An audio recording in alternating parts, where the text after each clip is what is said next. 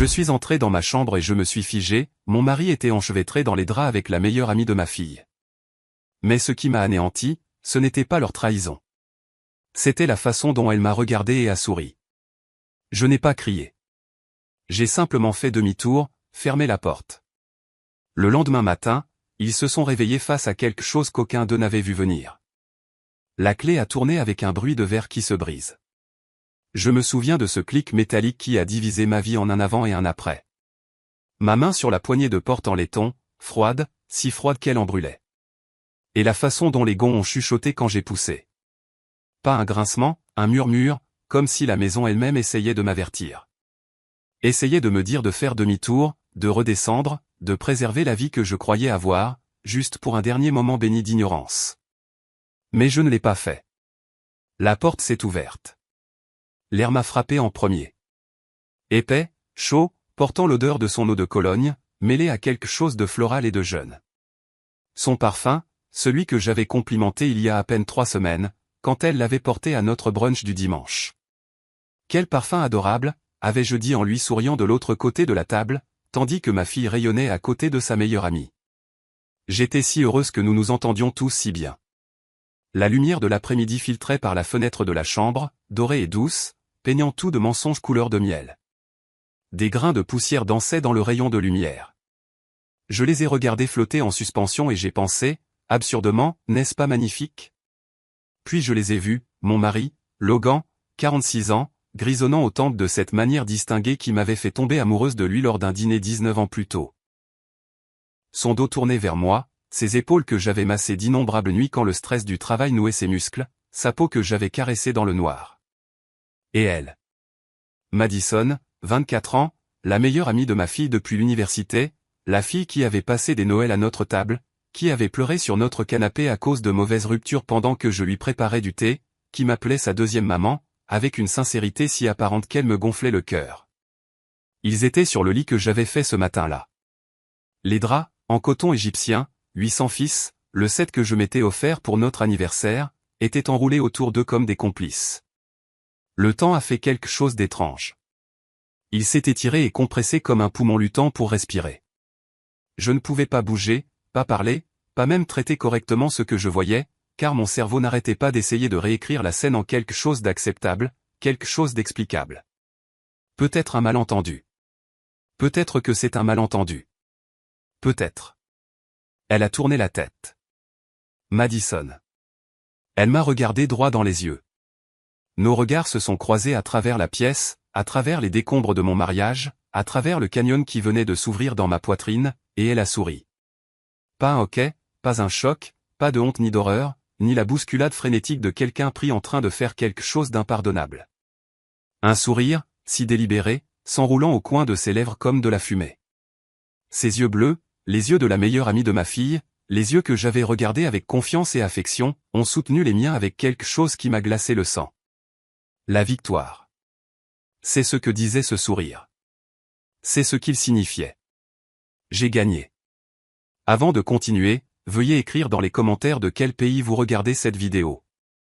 Nous aimons savoir d'où vient notre famille mondiale. Et si c'est votre première fois sur cette chaîne, veuillez vous abonner. Votre soutien nous aide à vous proposer encore plus d'histoires épiques de vengeance de la vie. Bonne écoute. 6 semaines plus tôt, la vie était normale. C'est ce à quoi je reviens sans cesse les nuits où je ne peux pas dormir, c'est-à-dire la plupart d'entre elles maintenant. À quel point tout semblait complètement, totalement, dévastateurement normal. Comment les détails banals de l'existence continuaient leur marche régulière alors que le sol sous mes pieds s'effritait déjà. Logan et moi étions mariés depuis 18 ans, ensemble depuis 19.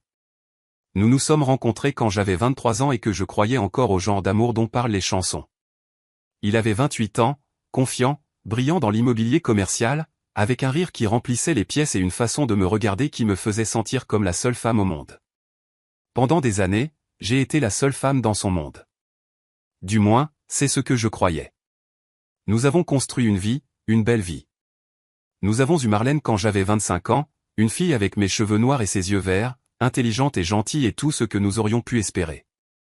Nous avons acheté une maison dans un quartier avec de bonnes écoles et des rues bordées d'arbres. Je travaillais comme graphiste indépendante à domicile, ce qui signifiait que je pouvais être là pour Marlène tout en maintenant ma carrière, mon identité au-delà de la maternité. Nous étions heureux, n'est-ce pas? C'est la question qui me hante maintenant. Fouillant dans les décombres de mes souvenirs comme on cherche des survivants dans les décombres. Étions-nous vraiment heureux? Ou avais-je simplement été doué pour me convaincre que nous l'étions? La distance s'est installée si progressivement que je ne l'ai pas remarquée. Ou peut-être que je l'ai remarquée et que j'ai choisi de ne pas la voir. Ça a commencé petitement. Logan rentrant plus tard du travail. Raisonnable. Il concluait de grosses affaires. Le marché était compétitif. Son téléphone inclinait loin de moi quand il vérifiait ses messages. Compréhensible. Confidentialité des clients. Des trucs de travail ennuyeux qui ne m'intéresseraient pas de toute façon. La façon dont il se douchait immédiatement en rentrant, avant même de me saluer correctement. Naturel. Il aimait se laver de sa journée. Il l'avait toujours fait. De petites choses, de toutes petites choses, des choses que toute épouse raisonnable et confiante expliquerait. Et je l'ai fait. Mon Dieu, je l'ai fait. Tout va bien, demandai-je au dîner.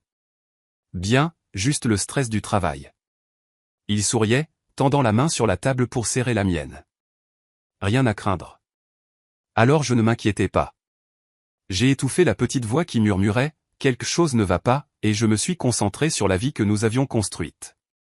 Marlène venait de terminer l'université et vivait en ville, commençant sa carrière dans le marketing. L'entreprise de Logan était florissante. Nous prévoyions un voyage en Italie pour notre 20e anniversaire l'année prochaine. Nous avions des amis de couple, des projets pour le week-end, des blagues privées qui s'étalaient sur des décennies. Nous allions bien.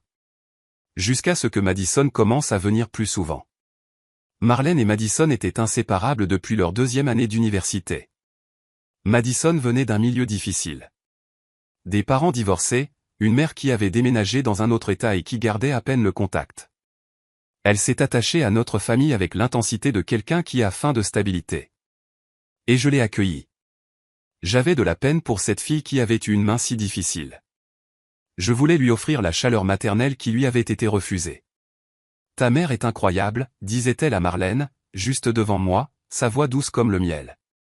Tu as tellement de chance. Je souriais, réchauffé par le compliment, sans jamais voir ce que c'était réellement.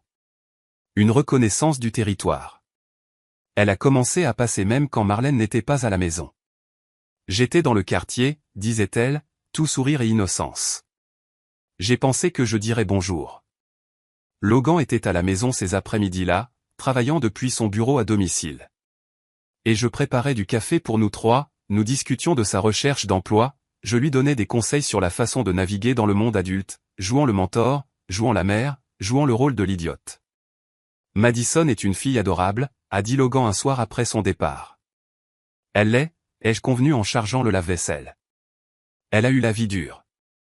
Je suis contente que nous puissions être là pour elle.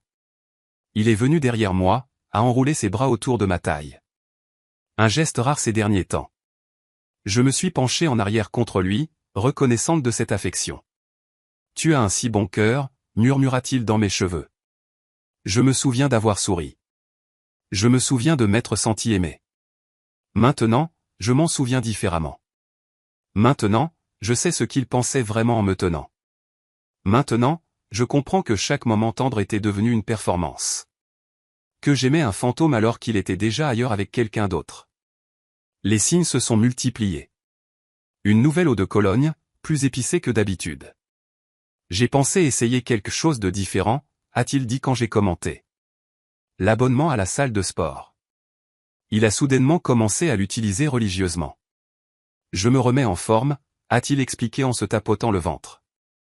On ne rajeunit pas, la façon dont il inclinait son téléphone pendant le dîner, les doigts volants sur le clavier avec le genre d'attention concentrée qu'il réservait autrefois à nos conversations. À qui écris-tu ?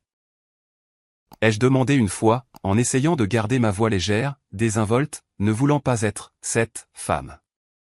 Juste à Mike à propos de l'affaire Thompson. Mike était son partenaire commercial. L'affaire Thompson était réelle. L'explication était plausible. Je voulais le croire, alors je l'ai fait. 3 semaines avant que j'ouvre cette porte de chambre, Marlène a invité Madison à un brunch dominical. Nous sommes allés dans un nouvel endroit en ville, tout en briques apparentées en produits artisanaux. Marlène était excitée par une possibilité de promotion. Madison venait de commencer un nouveau travail en tant que coordinatrice des médias sociaux. Logan était de bonne humeur, blaguant et engagé d'une manière qu'il n'avait pas été depuis des mois. Je me souviens avoir pensé, c'est agréable. Nous redevenons normaux. Madison portait un parfum floral ce jour-là. Léger, féminin, printanier. Quand elle m'a serré dans ses bras pour me dire bonjour, j'ai pleinement senti l'odeur. Quel parfum adorable, ai-je dit. Qu'est-ce que c'est? J.O. Malone, a-t-elle dit. Pivoine et suède rosée. C'est magnifique. Elle m'a souri. Puis elle a regardé Logan. Juste un éclair d'un regard, là est parti si vite que je l'ai presque manqué. Mais je ne l'ai pas manqué. Et même alors, même avec cette petite sonnette d'alarme qui sonnait quelque part au fond de ma conscience, je l'ai expliqué. Elle était jeune. Il était un bel homme plus âgé. Il était naturel pour elle de chercher l'approbation masculine, surtout avec son père absent. Cela ne signifiait rien. Je me suis répété cela comme un mantra, comme une prière, comme si en le disant assez souvent, cela deviendrait vrai. 2 semaines avant la porte, Logan est rentré avec des fleurs. Des lys, mes préférés. Pas d'occasion spéciale. Juste comme ça. Pourquoi ça, ai-je demandé, sincèrement heureuse. Ai-je besoin d'une raison pour acheter des fleurs à ma femme? Il m'a embrassé. Vraiment embrassé, comme il le faisait autrefois. Et cette nuit-là, nous avons fait l'amour. Et pendant ces brefs moments, j'ai pensé que nous avions tourné une page. Que la distance qui s'était creusée entre nous se refermait. Que nous nous retrouvions. Je me suis endormi avec son bras autour de moi, me sentant en sécurité pour la première fois depuis des mois. Je ne savais pas que les lys sont aussi des fleurs funéraires. Je ne savais pas que je dormais à côté d'un étranger portant le visage de mon mari. Une semaine avant, j'ai remarqué une notification de texto sur son téléphone alors qu'il était sous la douche. Le téléphone était face vers le haut sur le comptoir de la cuisine. Je ne fouinais pas. Il était juste là. L'aperçu sur l'écran de verrouillage disait « J'ai hâte d'être à demain ». Même heure. Pas de nom, juste un numéro de téléphone. Ma main a plané au-dessus du téléphone. Chaque instinct me hurlait de le déverrouiller, de regarder, de savoir. Mais je ne pouvais pas, car regarder signifierait que je ne lui faisais pas confiance. Regarder signifierait que je pensais que mon mari était capable de. Je n'ai pas regardé. Je suis parti. Qui t'envoie un texto pour demain, ai-je demandé quand il est sorti de la douche. Serviette autour de la taille, cheveux dégoulinants. Demain. Il a semblé confus, puis. Oh, probablement Mike. Nous rencontrons un investisseur potentiel. Le message semblait décontracté pour des affaires. Il a ri. Mike est un gars décontracté. Tu le sais. Je le savais. Mike était décontracté. L'explication avait du sens. J'ai laissé tomber. Cette nuit-là, Logan a dit qu'il devait travailler tard le lendemain. Cet investisseur n'est disponible qu'après les heures de bureau, a-t-il expliqué. Je ne serai peut-être pas à la maison avant 9 ou 10 heures. Et, ai-je dit, ça ne me dérange pas. Bien sûr que non. Le travail, c'est le travail. Il a embrassé mon front. Tu es la meilleure. Le jour J. Le jour qui deviendrait, ce jour-là. Le jour dont je serais à jamais séparé. Je me suis réveillé avec un mal de tête. Un de ces maux de tête de tension qui commencent à la base du crâne et s'enroulent autour de votre tête comme un étau. J'en avais de plus en plus souvent. Le stress. Je me suis dit que c'était juste le stress. Marlène a appelé ce matin-là. Maman, je peux passer plus tard? Je veux te montrer des options de meubles pour mon appartement. Je serai à la maison toute la journée. Viens quand tu veux. Je t'aime. Je t'aime aussi, ma chérie. Logan est parti travailler à 8 heures. M'a embrassé pour me dire au revoir. À ce soir. Bonne chance avec l'investisseur. Merci, chérie. Puis je me suis dépêché et je suis parti travailler, car j'étais déjà en retard. J'ai travaillé toute la matinée. Une refonte de logo pour un hôtel-boutique. Le travail était bon, engageant, mais je n'arrivais pas à me concentrer. Mon mal de tête persistait. Vers 14 heures, Marlène a rappelé. Maman. Je suis vraiment désolé. Quelque chose est arrivé au travail. On peut faire le truc des meubles demain à la place. Bien sûr, ma chérie. Demain, ça marche. Tu es la meilleure. Je t'aime. Je t'aime aussi. 15 heures. Mon mal de tête était pire. J'ai décidé de rentrer chez moi et de me reposer. J'ai fait mes valises et je suis parti. Je suis rentré à la maison et je suis monté pour m'allonger un peu. Peut-être que le sommeil le ferait passer. J'ai pris 2 aspirines, me suis changé en vêtements confortables. Je me dirigeais vers la chambre d'amis. Je ne voulais pas défaire notre lit si bien fait quand je l'ai entendu. Un bruit provenant de notre chambre. Un son doux. Presque rien. Le genre de son que l'on ignorerait normalement. Mais je ne l'ai pas ignoré. Je suis resté dans le couloir, la tête penchée, à l'écoute. Mon cœur a commencé à battre plus vite sans savoir pourquoi. Un autre son. Certainement de notre chambre. Peut-être que Logan est rentré tôt. Peut-être qu'il est malade. Peut-être. Je me suis dirigé vers la porte, j'ai posé ma main sur la poignée. La clé a tourné avec un bruit de verre qui se brise. On dit que dans les moments de traumatisme extrême, le temps ralentit. Que votre cerveau traite tout en hyperdétail comme une sorte de mécanisme de survie évolutif. Combat ou fuite. Sauf que je ne pouvais ni combattre ni fuir. Je ne pouvais que rester là, figé dans l'embrasure de la porte, pendant que mon monde entier s'effondrait au ralenti. Logan a tourné la tête, m'a vu, son visage. Je l'ai vu passer par une douzaine d'émotions en l'espace d'un battement de cœur, peur, culpabilité, calcul. Le calcul était en quelque sorte pire que tout le reste. Claire, mon nom dans sa bouche sonnait comme un mensonge. Mais Madison n'a pas bougé, sauf pour tourner la tête et sourire. Ce sourire. J'ai tout compris dans ce sourire. Chaque question sans réponse que j'avais eu trop peur de poser. Chaque instinct que j'avais réprimé. Chaque doute que j'avais expliqué. Chaque petite trahison qui avait pavé la route jusqu'à ce moment. Elle savait que je rentrerais à la maison. Elle avait planifié cela. Ce n'était pas un accident sur lequel j'étais tombé. C'était une performance, et j'en étais le public désigné.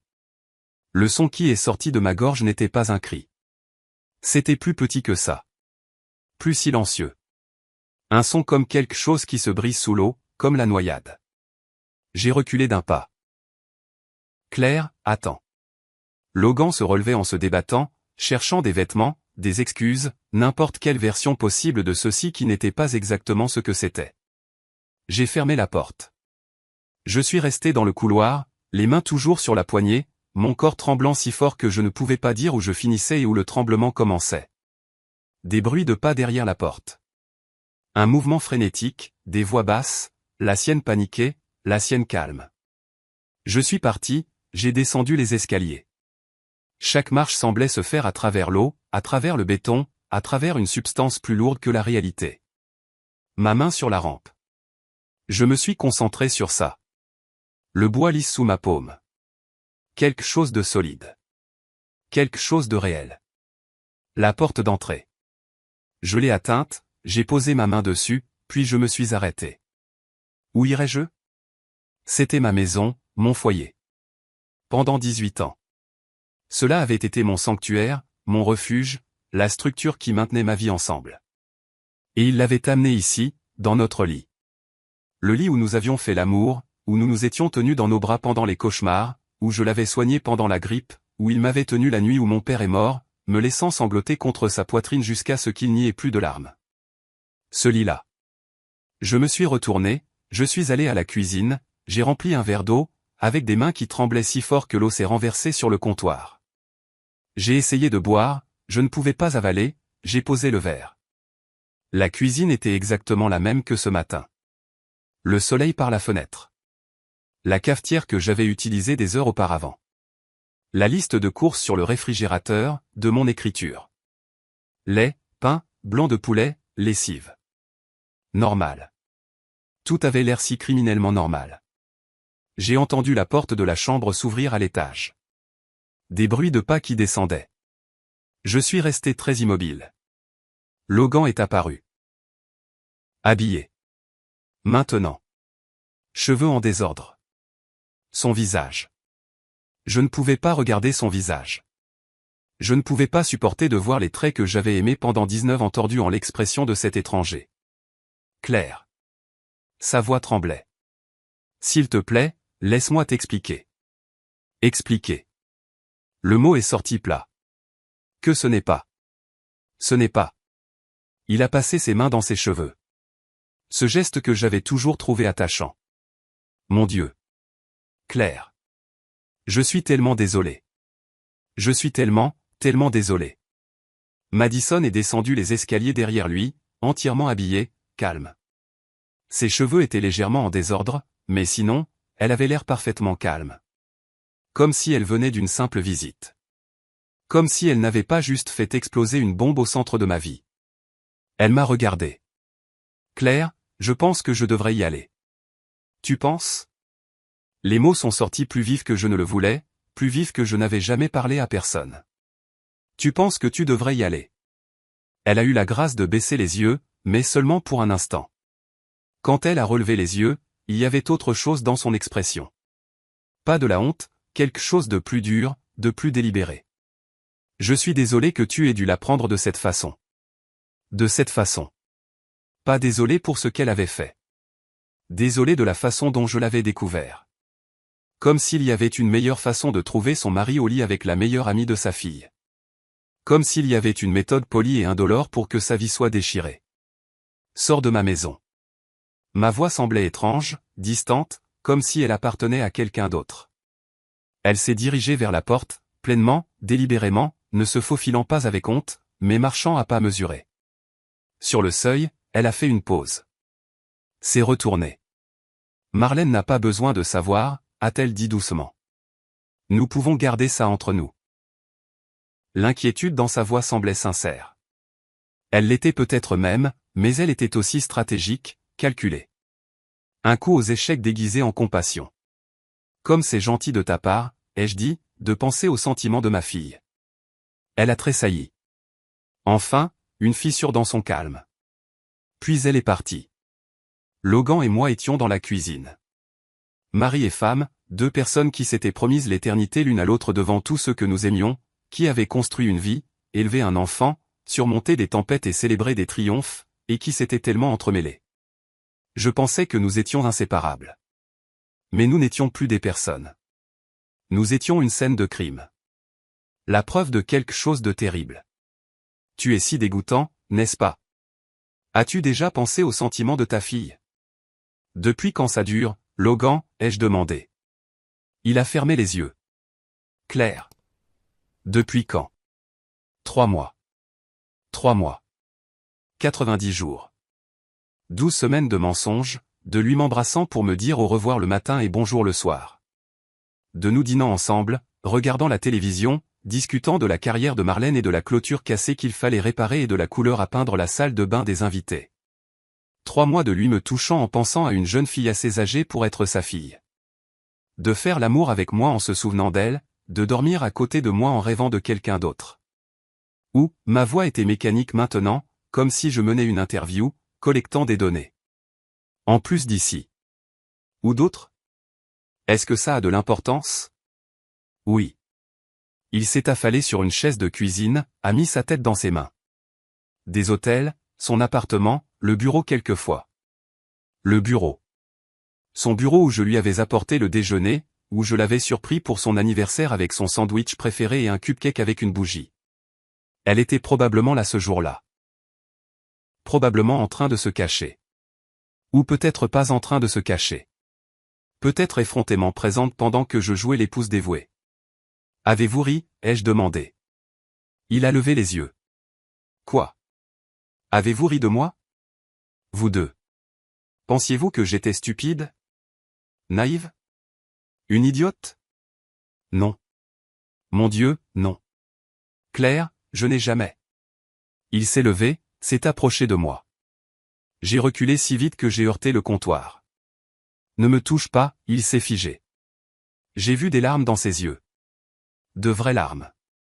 Il pleurait. Pourquoi? Son erreur? Sa culpabilité? Ou juste parce qu'il s'était fait prendre?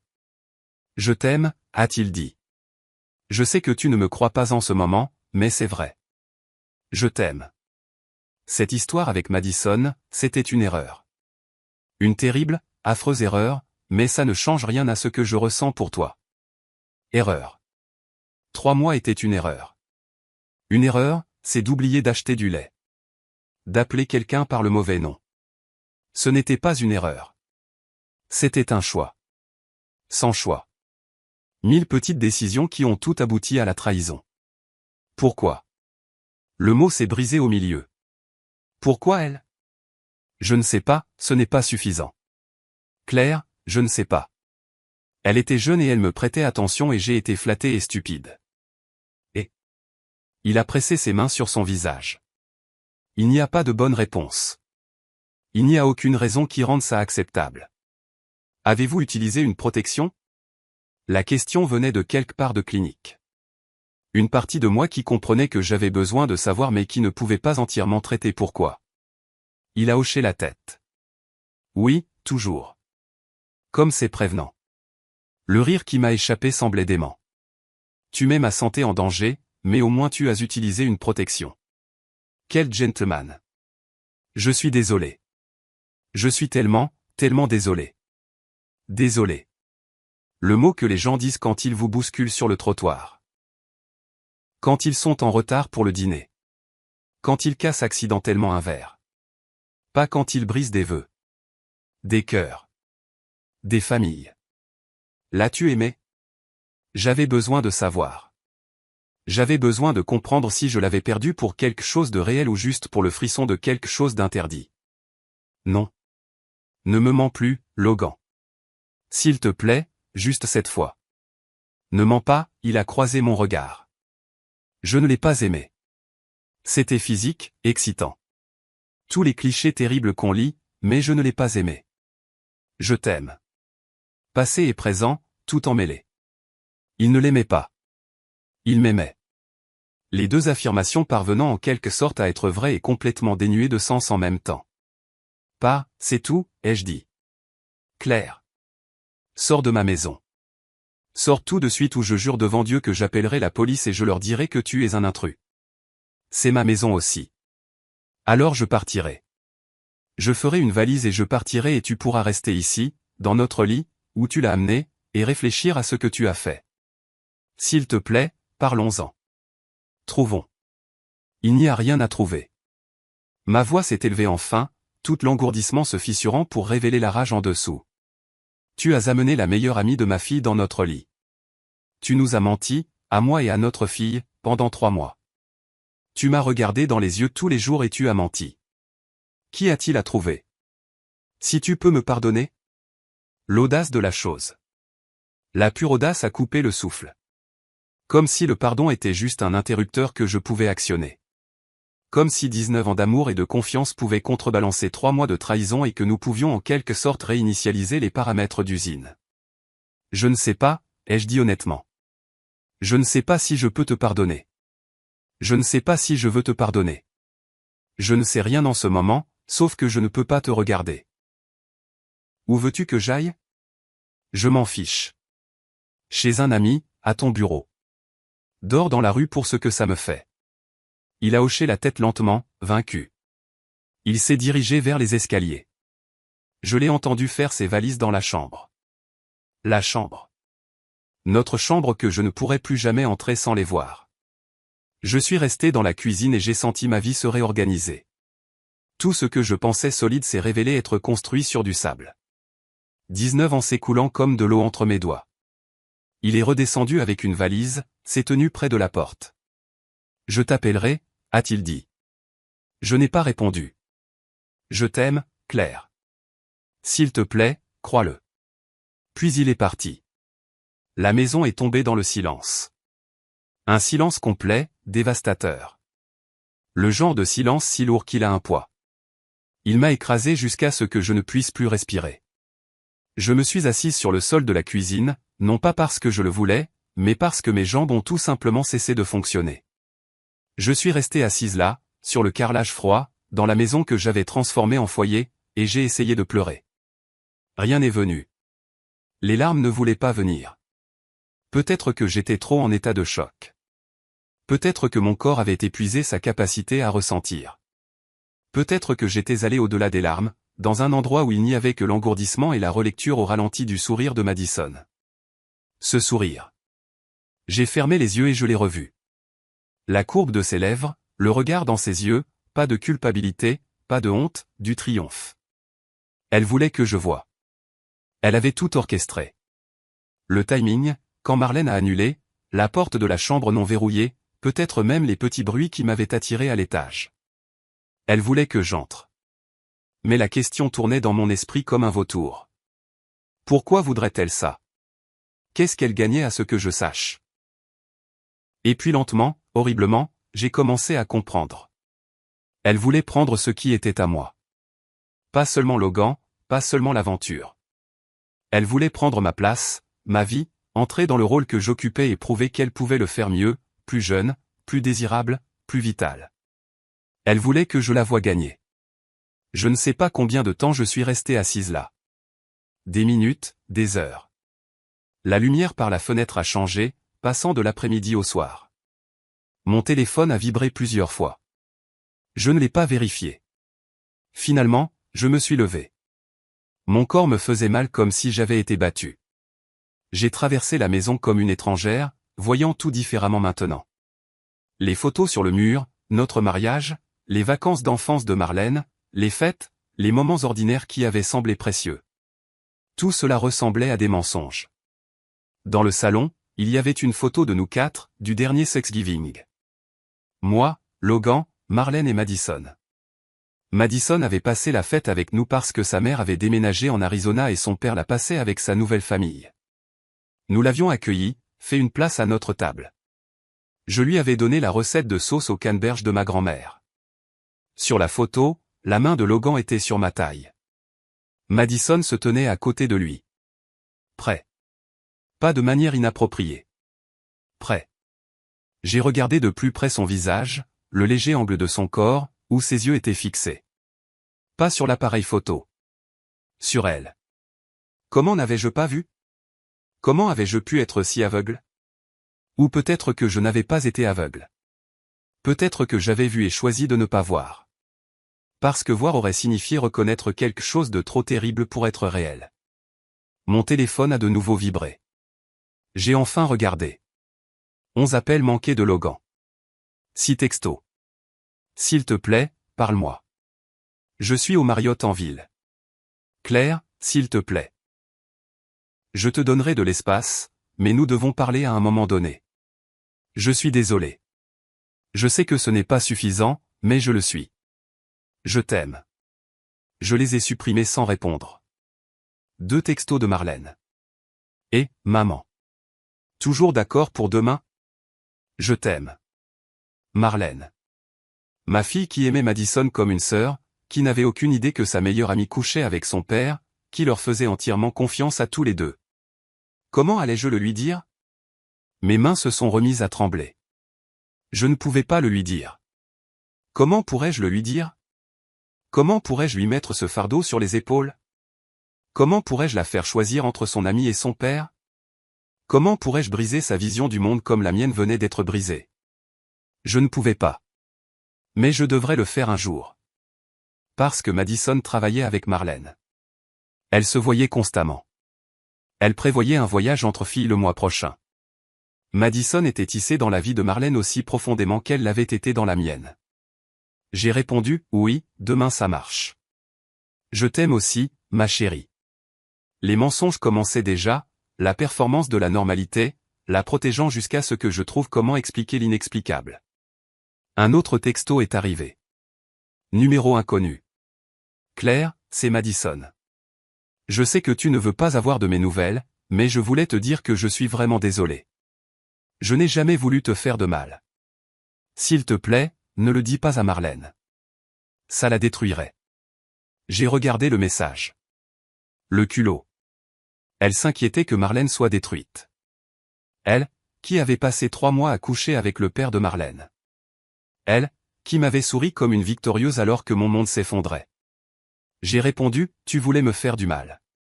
C'est pour ça que tu t'es assuré que j'entre. 3 points sont apparus, ont disparu, sont réapparus. Je sais que tu dois me détester en ce moment. Tu as tout à fait le droit. Mais Marlène ne mérite pas de perdre à la fois sa meilleure amie et le mariage de ses parents à cause de ça. Sa meilleure amie et le mariage de ses parents. Comme si ces deux choses étaient équivalentes. Comme si l'amitié de Madison était aussi précieuse que 18 ans de mariage. Tu aurais dû y penser avant de coucher avec son père. Je l'ai fait. Mais c'est arrivé quand même. Les gens font des erreurs. Ce mot encore. Erreur. Comme si c'était accidentel. Oups. J'ai trébuché et je suis tombé dans le lit de ton mari. C'est de ma faute. J'ai jeté mon téléphone à travers la pièce. Il a heurté le mur avec un craquement satisfaisant, mais ne s'est pas cassé.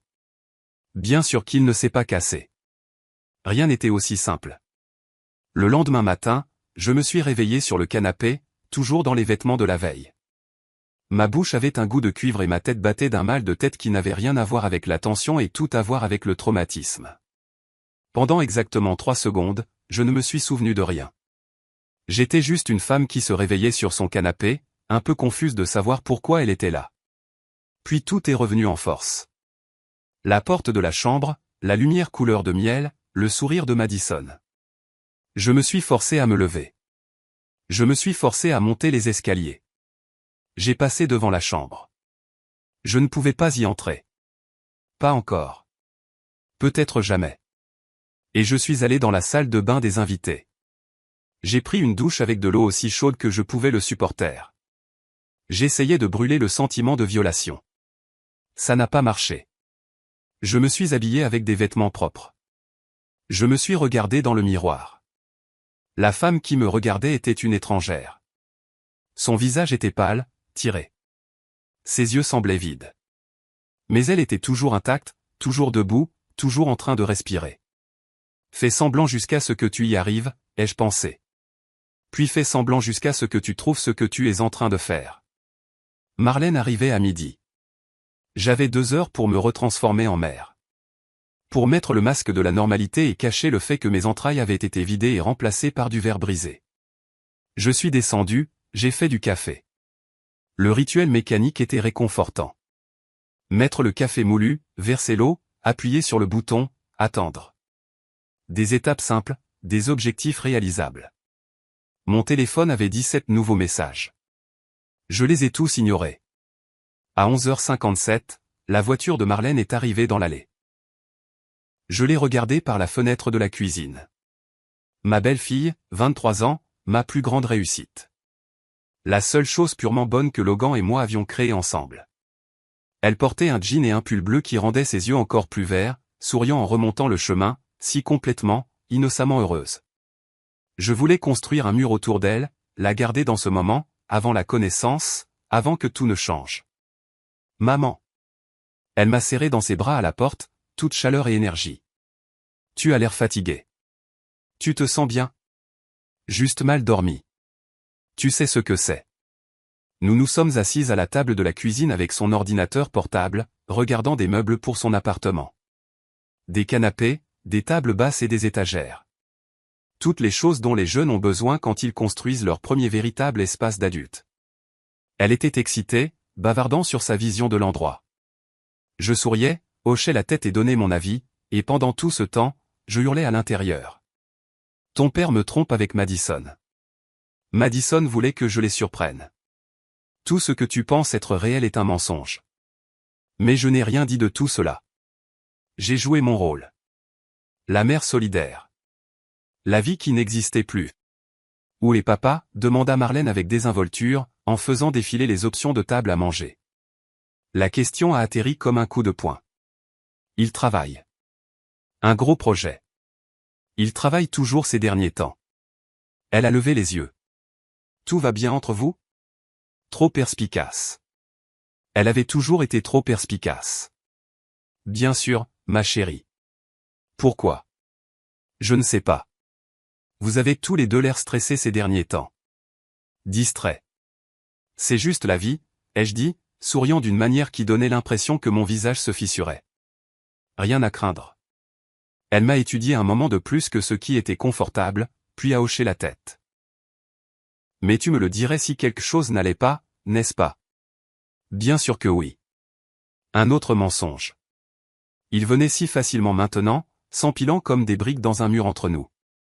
Nous avons passé une autre heure sur les meubles. J'ai commandé le déjeuner. De la nourriture thaïlandaise, sa préférée. Nous avons mangé, parlé et ri, et j'avais l'impression d'être une actrice dans une pièce où tout le monde pensait que le scénario était réel. Alors qu'elle partait, elle m'a de nouveau serré dans ses bras. Je t'aime, maman. Tu es la meilleure. Je t'aime aussi, ma chérie. Je l'ai regardée s'éloigner en voiture. Puis je suis rentré à l'intérieur et enfin, je me suis laissé pleurer. Les larmes sont venues par vagues. Des sanglots violents et secouants qui me pliaient en deux. J'ai pleuré pour le mariage que j'avais perdu, pour la confiance qui était brisée, pour l'innocence de ma fille que je devrais détruire, pour la version de moi-même qui s'était réveillée hier matin en croyant encore en sa vie. J'ai pleuré jusqu'à ce qu'il ne reste plus rien, jusqu'à ce que je sois vide, creuse et épuisé.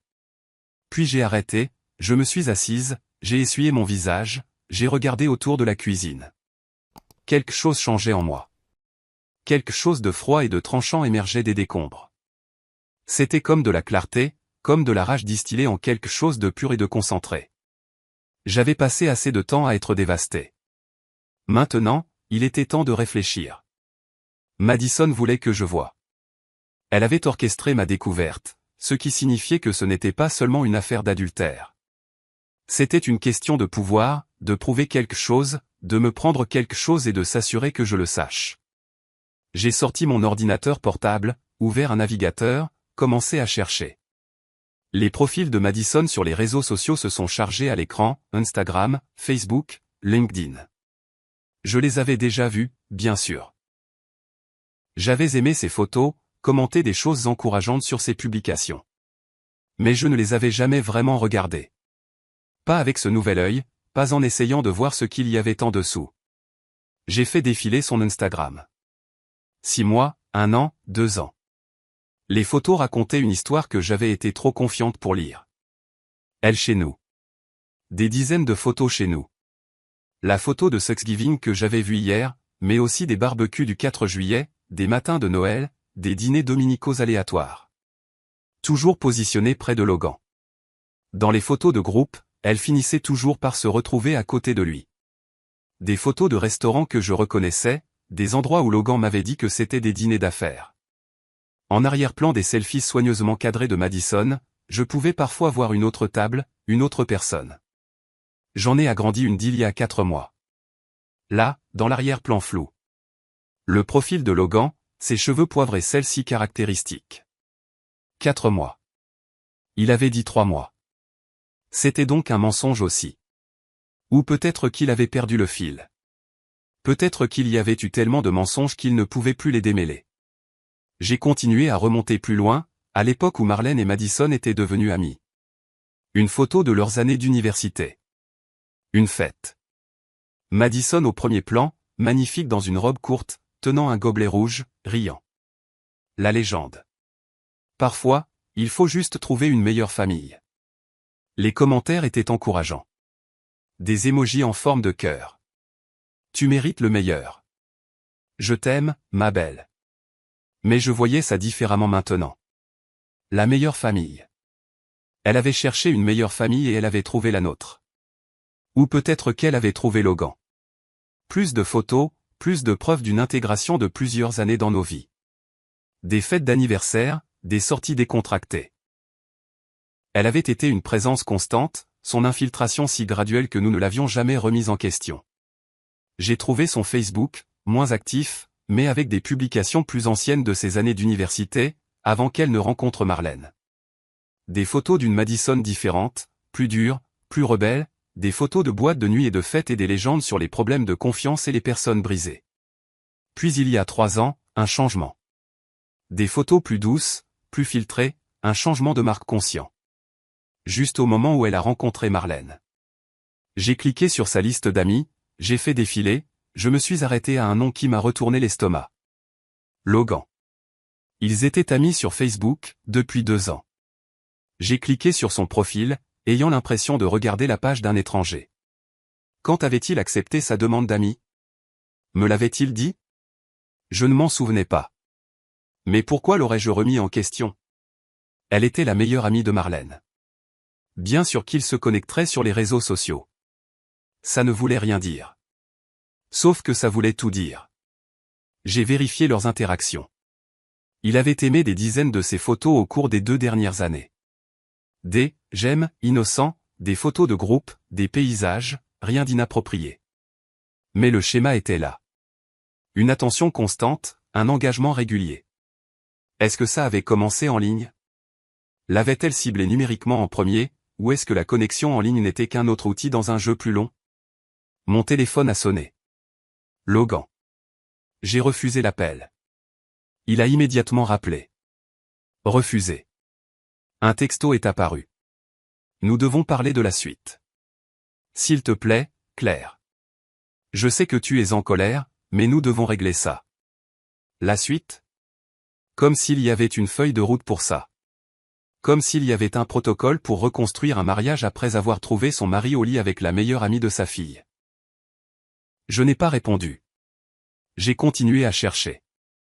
LinkedIn. Le profil professionnel de Madison. Coordinatrice des médias sociaux dans une agence de marketing de niche. Avant ça, divers postes de débutante. Avant ça, un diplôme en communication de l'université d'État où elle avait rencontré Marlène. J'ai cliqué sur ses relations. J'ai fait défiler, je me suis arrêté. Plusieurs personnes de l'entreprise de Logan. Pas seulement Logan. Ses partenaires, ses associés, sa secrétaire. Quand s'était-elle connectée avec eux? J'ai ouvert un nouvel onglet, j'ai cherché « Madison Carter » et le nom de l'entreprise de Logan ensemble. Rien n'est apparu. Mais j'ai continué à creuser. J'ai vérifié les comptes de médias sociaux de l'entreprise. Là. Il y a 6 mois, une photo d'un événement caritatif de l'entreprise. Madison en arrière-plan, parlant à l'un des partenaires de Logan. La légende mentionnait la présence des amis et de la famille. Logan l'avait-il invité? En tant qu'invité de qui? En tant qu'ami de Marlène, ou en tant que quelque chose d'autre? Les pièces s'assemblaient en une image que je ne voulais pas voir. Ce n'était pas juste une liaison. C'était calculé, méthodique.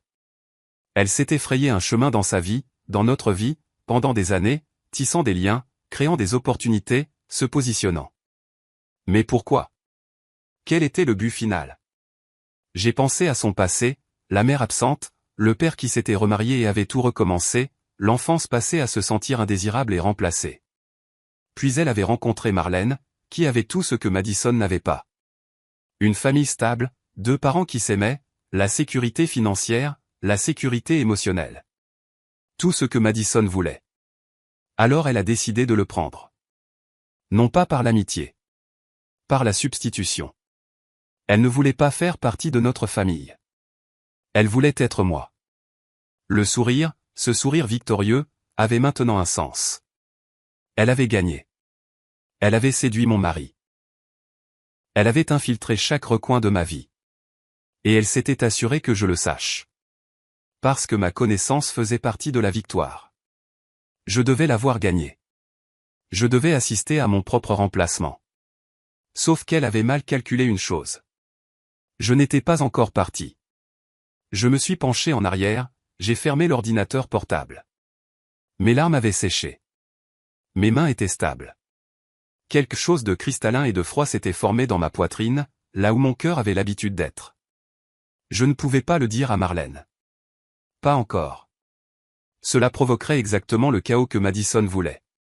Marlène serait dévastée, se blâmerait probablement d'une manière ou d'une autre, serait déchirée entre sa loyauté envers moi et son amitié avec Madison. La famille se fracturerait publiquement, douloureusement, exactement comme Madison l'avait prévu. Si je devais faire ça, je devais le faire correctement.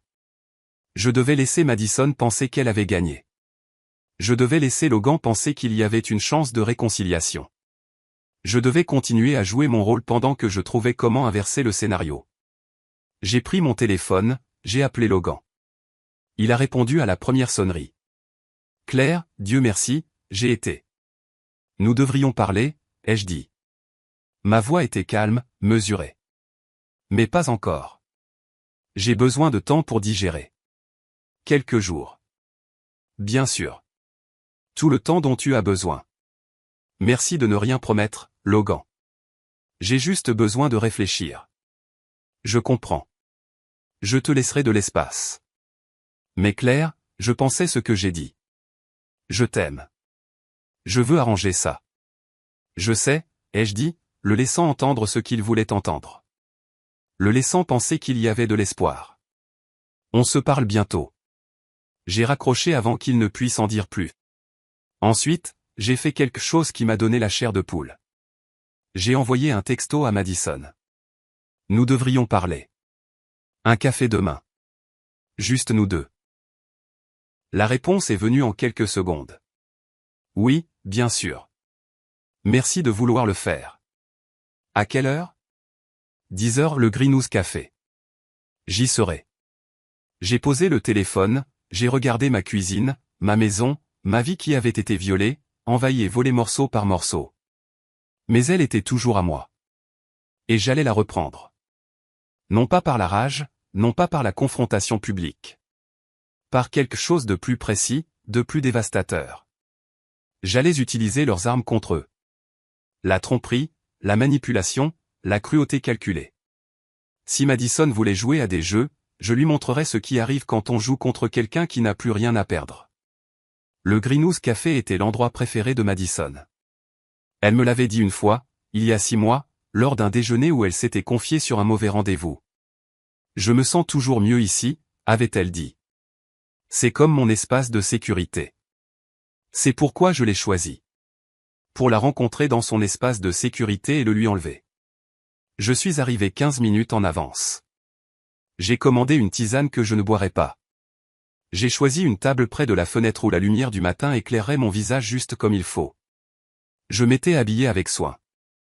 Un pull bleu marine, un maquillage minimal, les cheveux attachés. L'image d'une femme blessée essayant de se ressaisir. Tout était stratégique maintenant. Chaque choix, une arme.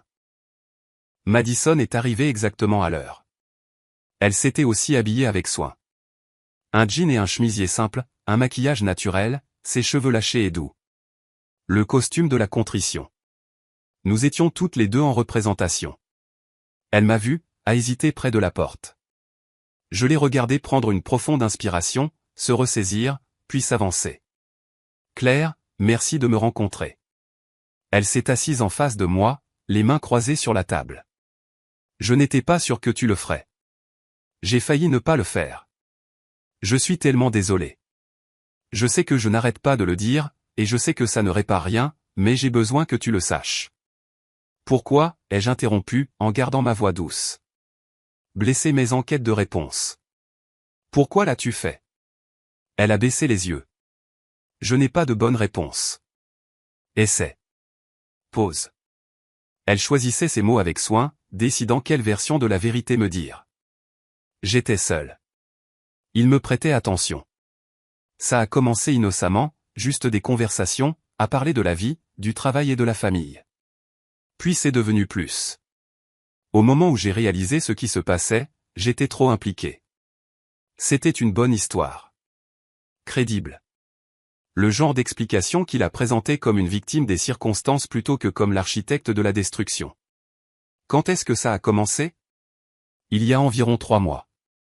Après l'événement caritatif pour son entreprise. L'événement où elle avait été photographiée en arrière-plan. L'événement auquel elle avait assisté en tant qu'invitée de qui? Mais je n'ai pas posé cette question. Pas encore. Comment t'es-tu retrouvée à cet événement, ai-je demandé à la place, comme si j'étais simplement curieuse, essayant juste de comprendre. Logan m'a invité. Il a dit que les partenaires amenaient des amis et de la famille, et comme Marlène ne pouvait pas venir, il a pensé que ce serait bien d'avoir quelqu'un qui connaissait la famille. Habile. Plausible.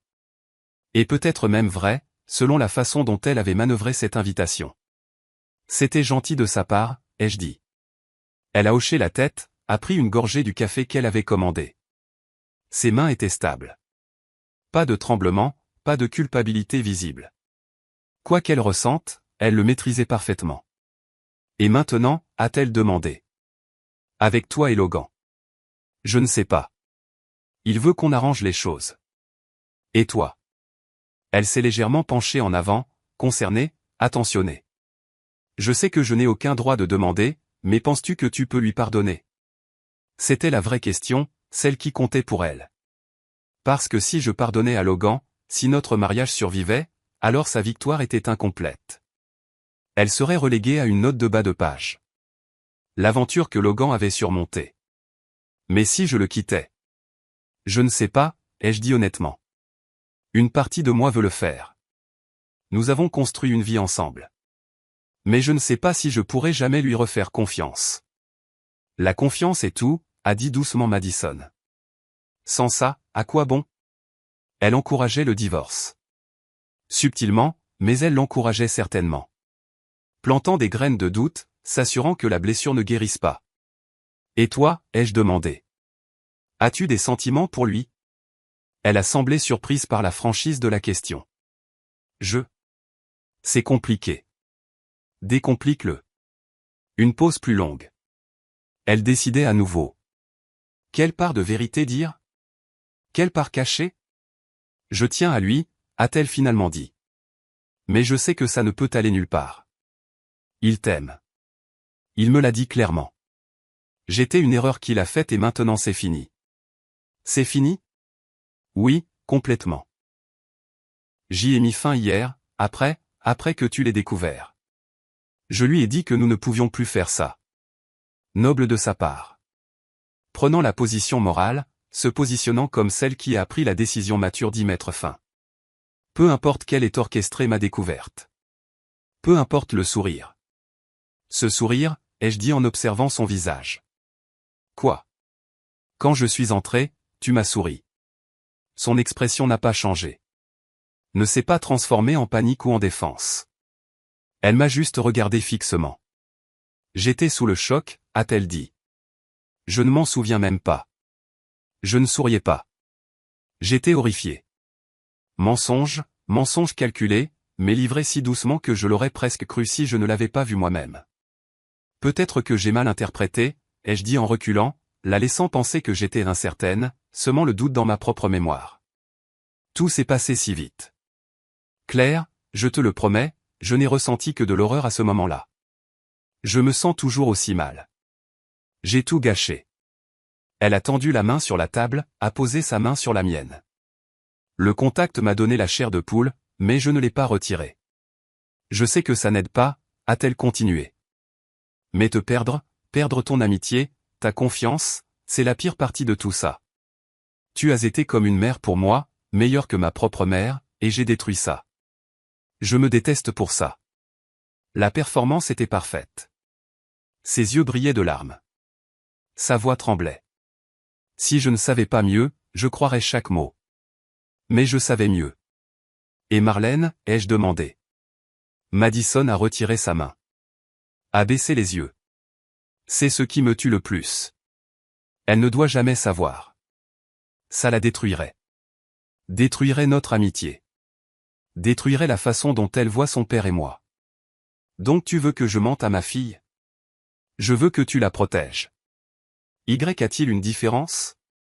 Claire, s'il te plaît. Je sais que je n'ai pas le droit de te demander quoi que ce soit, mais Marlène ne mérite pas ça.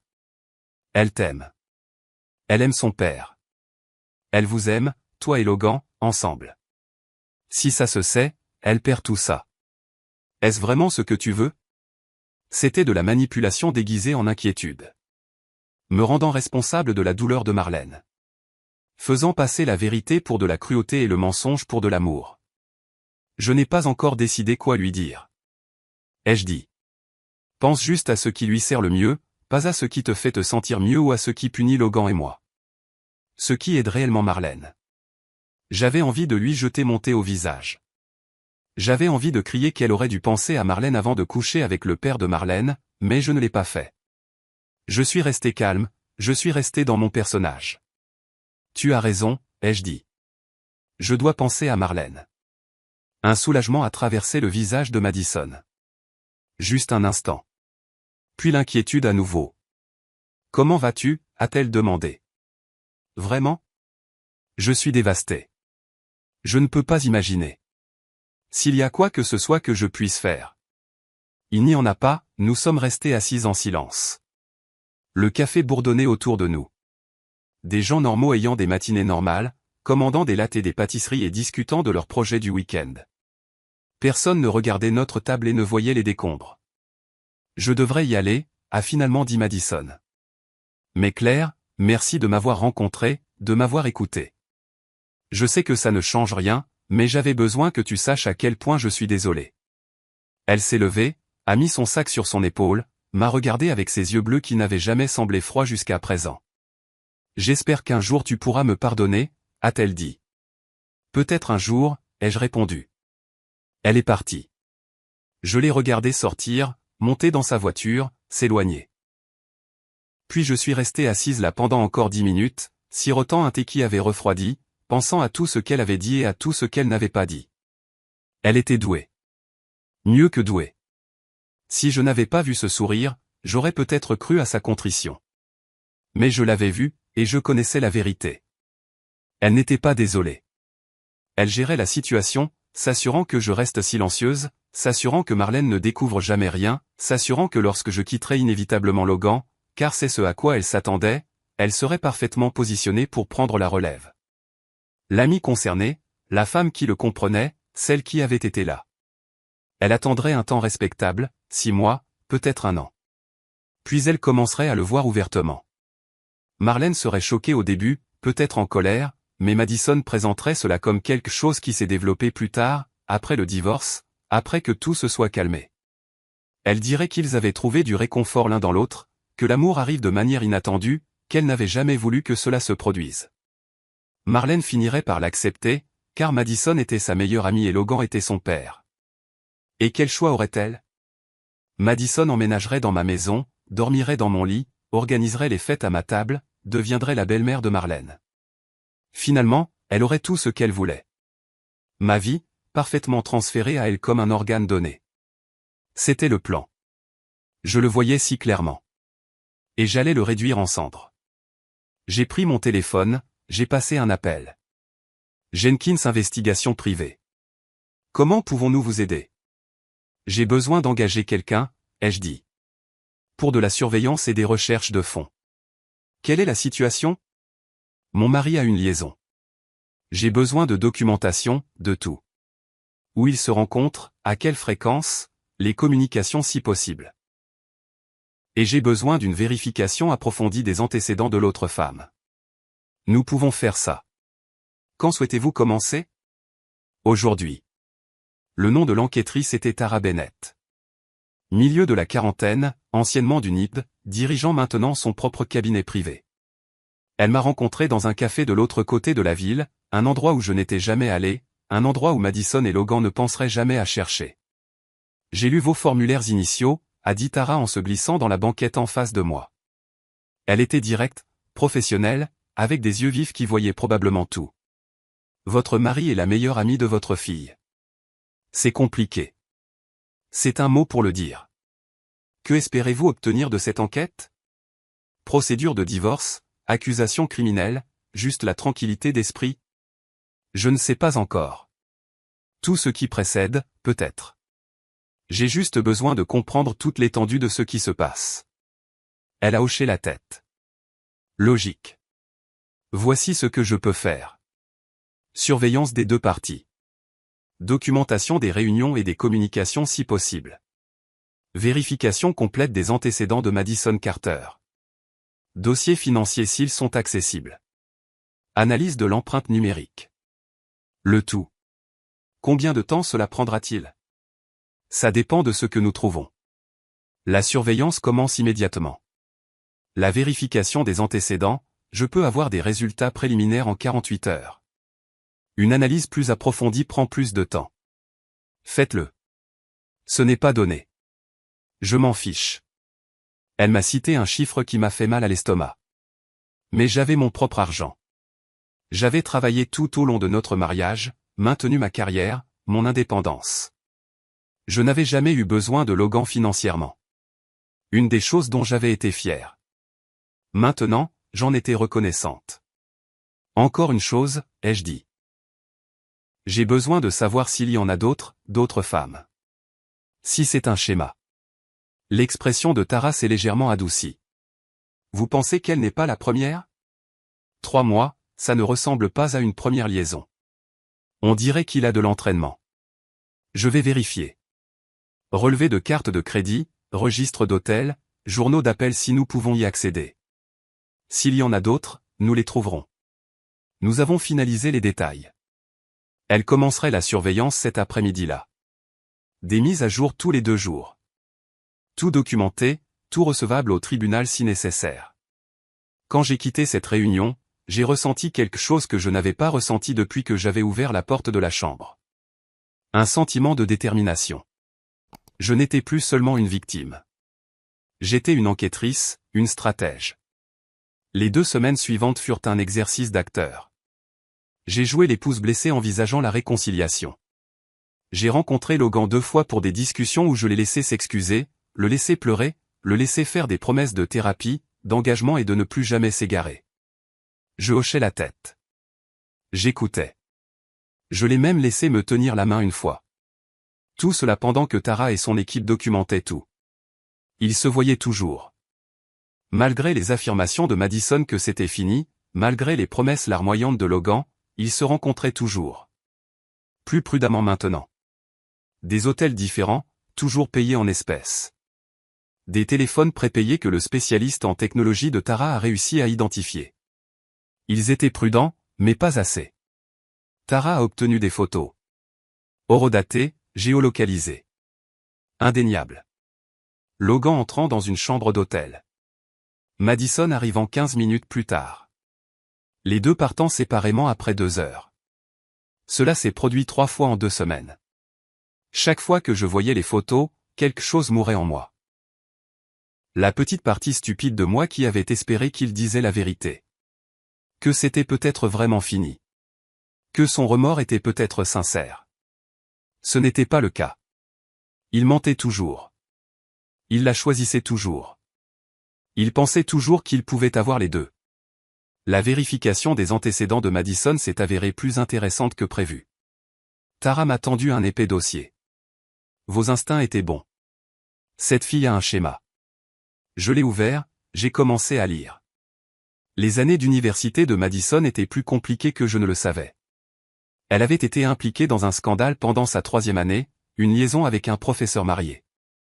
L'affaire avait été étouffée, résolue discrètement, mais Tara avait trouvé les dossiers. La femme du professeur avait déposé une plainte au titre de la loi Title IX. Rien n'en est sorti officiellement, mais le professeur avait été encouragé à démissionner. Elle avait 20 ans, a dit Tara, ciblant déjà des hommes mariés plus âgés avec quelque chose à perdre. Il y avait plus. Après l'université, avant d'obtenir son poste actuel, elle avait brièvement travaillé dans un cabinet d'avocats. Renvoyée après 6 mois. La raison officielle était un mauvais rendement, mais Tara avait parlé à d'anciens collègues. Madison avait eu une liaison avec l'un des partenaires, un autre homme marié. Cette fois, la femme l'avait découvert et avait posé un ultimatum. Madison a été renvoyée pour sauver le mariage. Elle a déjà fait ça, ai-je dit, me sentant mal. Plusieurs fois. Elle cible des hommes stables et prospères dans des relations établies, s'introduit par des liens légitimes école, travail, amis, se rend indispensable, puis frappe. Pourquoi? Tara a haussé les épaules. Sans évaluation psychologique, je ne peux que deviner. Mais le schéma suggère qu'elle n'est pas seulement attirée par les hommes mariés. Elle est attirée par ce qu'ils représentent. La stabilité, le succès, la famille qu'elle n'a pas eue.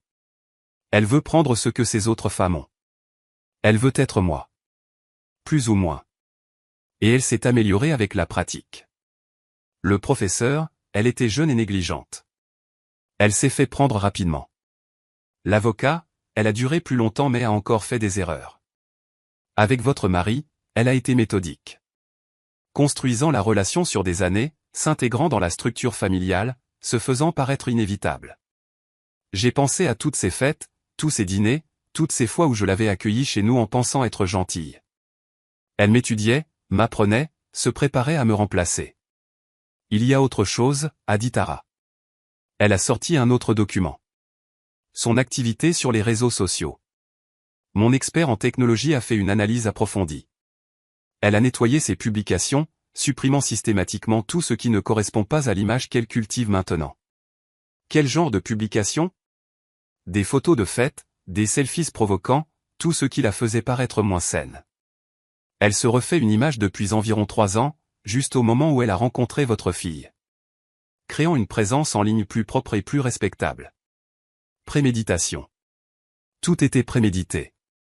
Et Logan, ai-je demandé. A-t-il déjà fait ça? L'expression de Tara est devenue compatissante. Pas que je puisse trouver. Aucun schéma de liaison, aucune charge suspecte ou séjour à l'hôtel avant Madison. Soit il a été incroyablement prudent, soit elle est vraiment sa première. Je ne savais pas quelle réponse je voulais entendre. Première, signifiait que tout notre mariage n'avait pas été un mensonge, seulement la fin. Multiple, signifiait que j'avais été une idiote depuis le début. Cependant, a poursuivi Tara, j'ai trouvé quelque chose d'intéressant dans ses finances. Au cours des 6 derniers mois, il a déplacé de l'argent. De petites sommes transférées sur un compte séparé.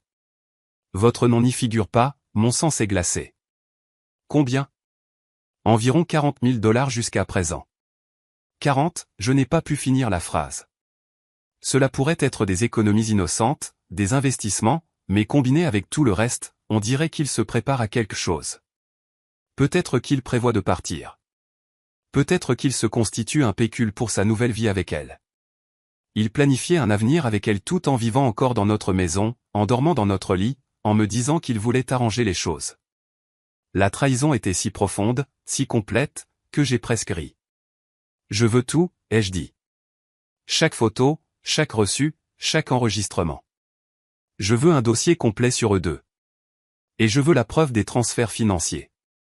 Le tout documenté et prêt pour le tribunal. Vous déposez une demande de divorce. Je vais faire plus que déposer une demande. La semaine suivante, j'ai tout planifié comme si j'orchestrais une campagne militaire. Chaque mouvement calculé, chaque éventualité considérée. Logan pensait que j'étais encore en train de décider de notre mariage. J'avais continué l'illusion, le rencontrant pour des dîners tristes et calmes où il me tenait la main et promettait de faire mieux.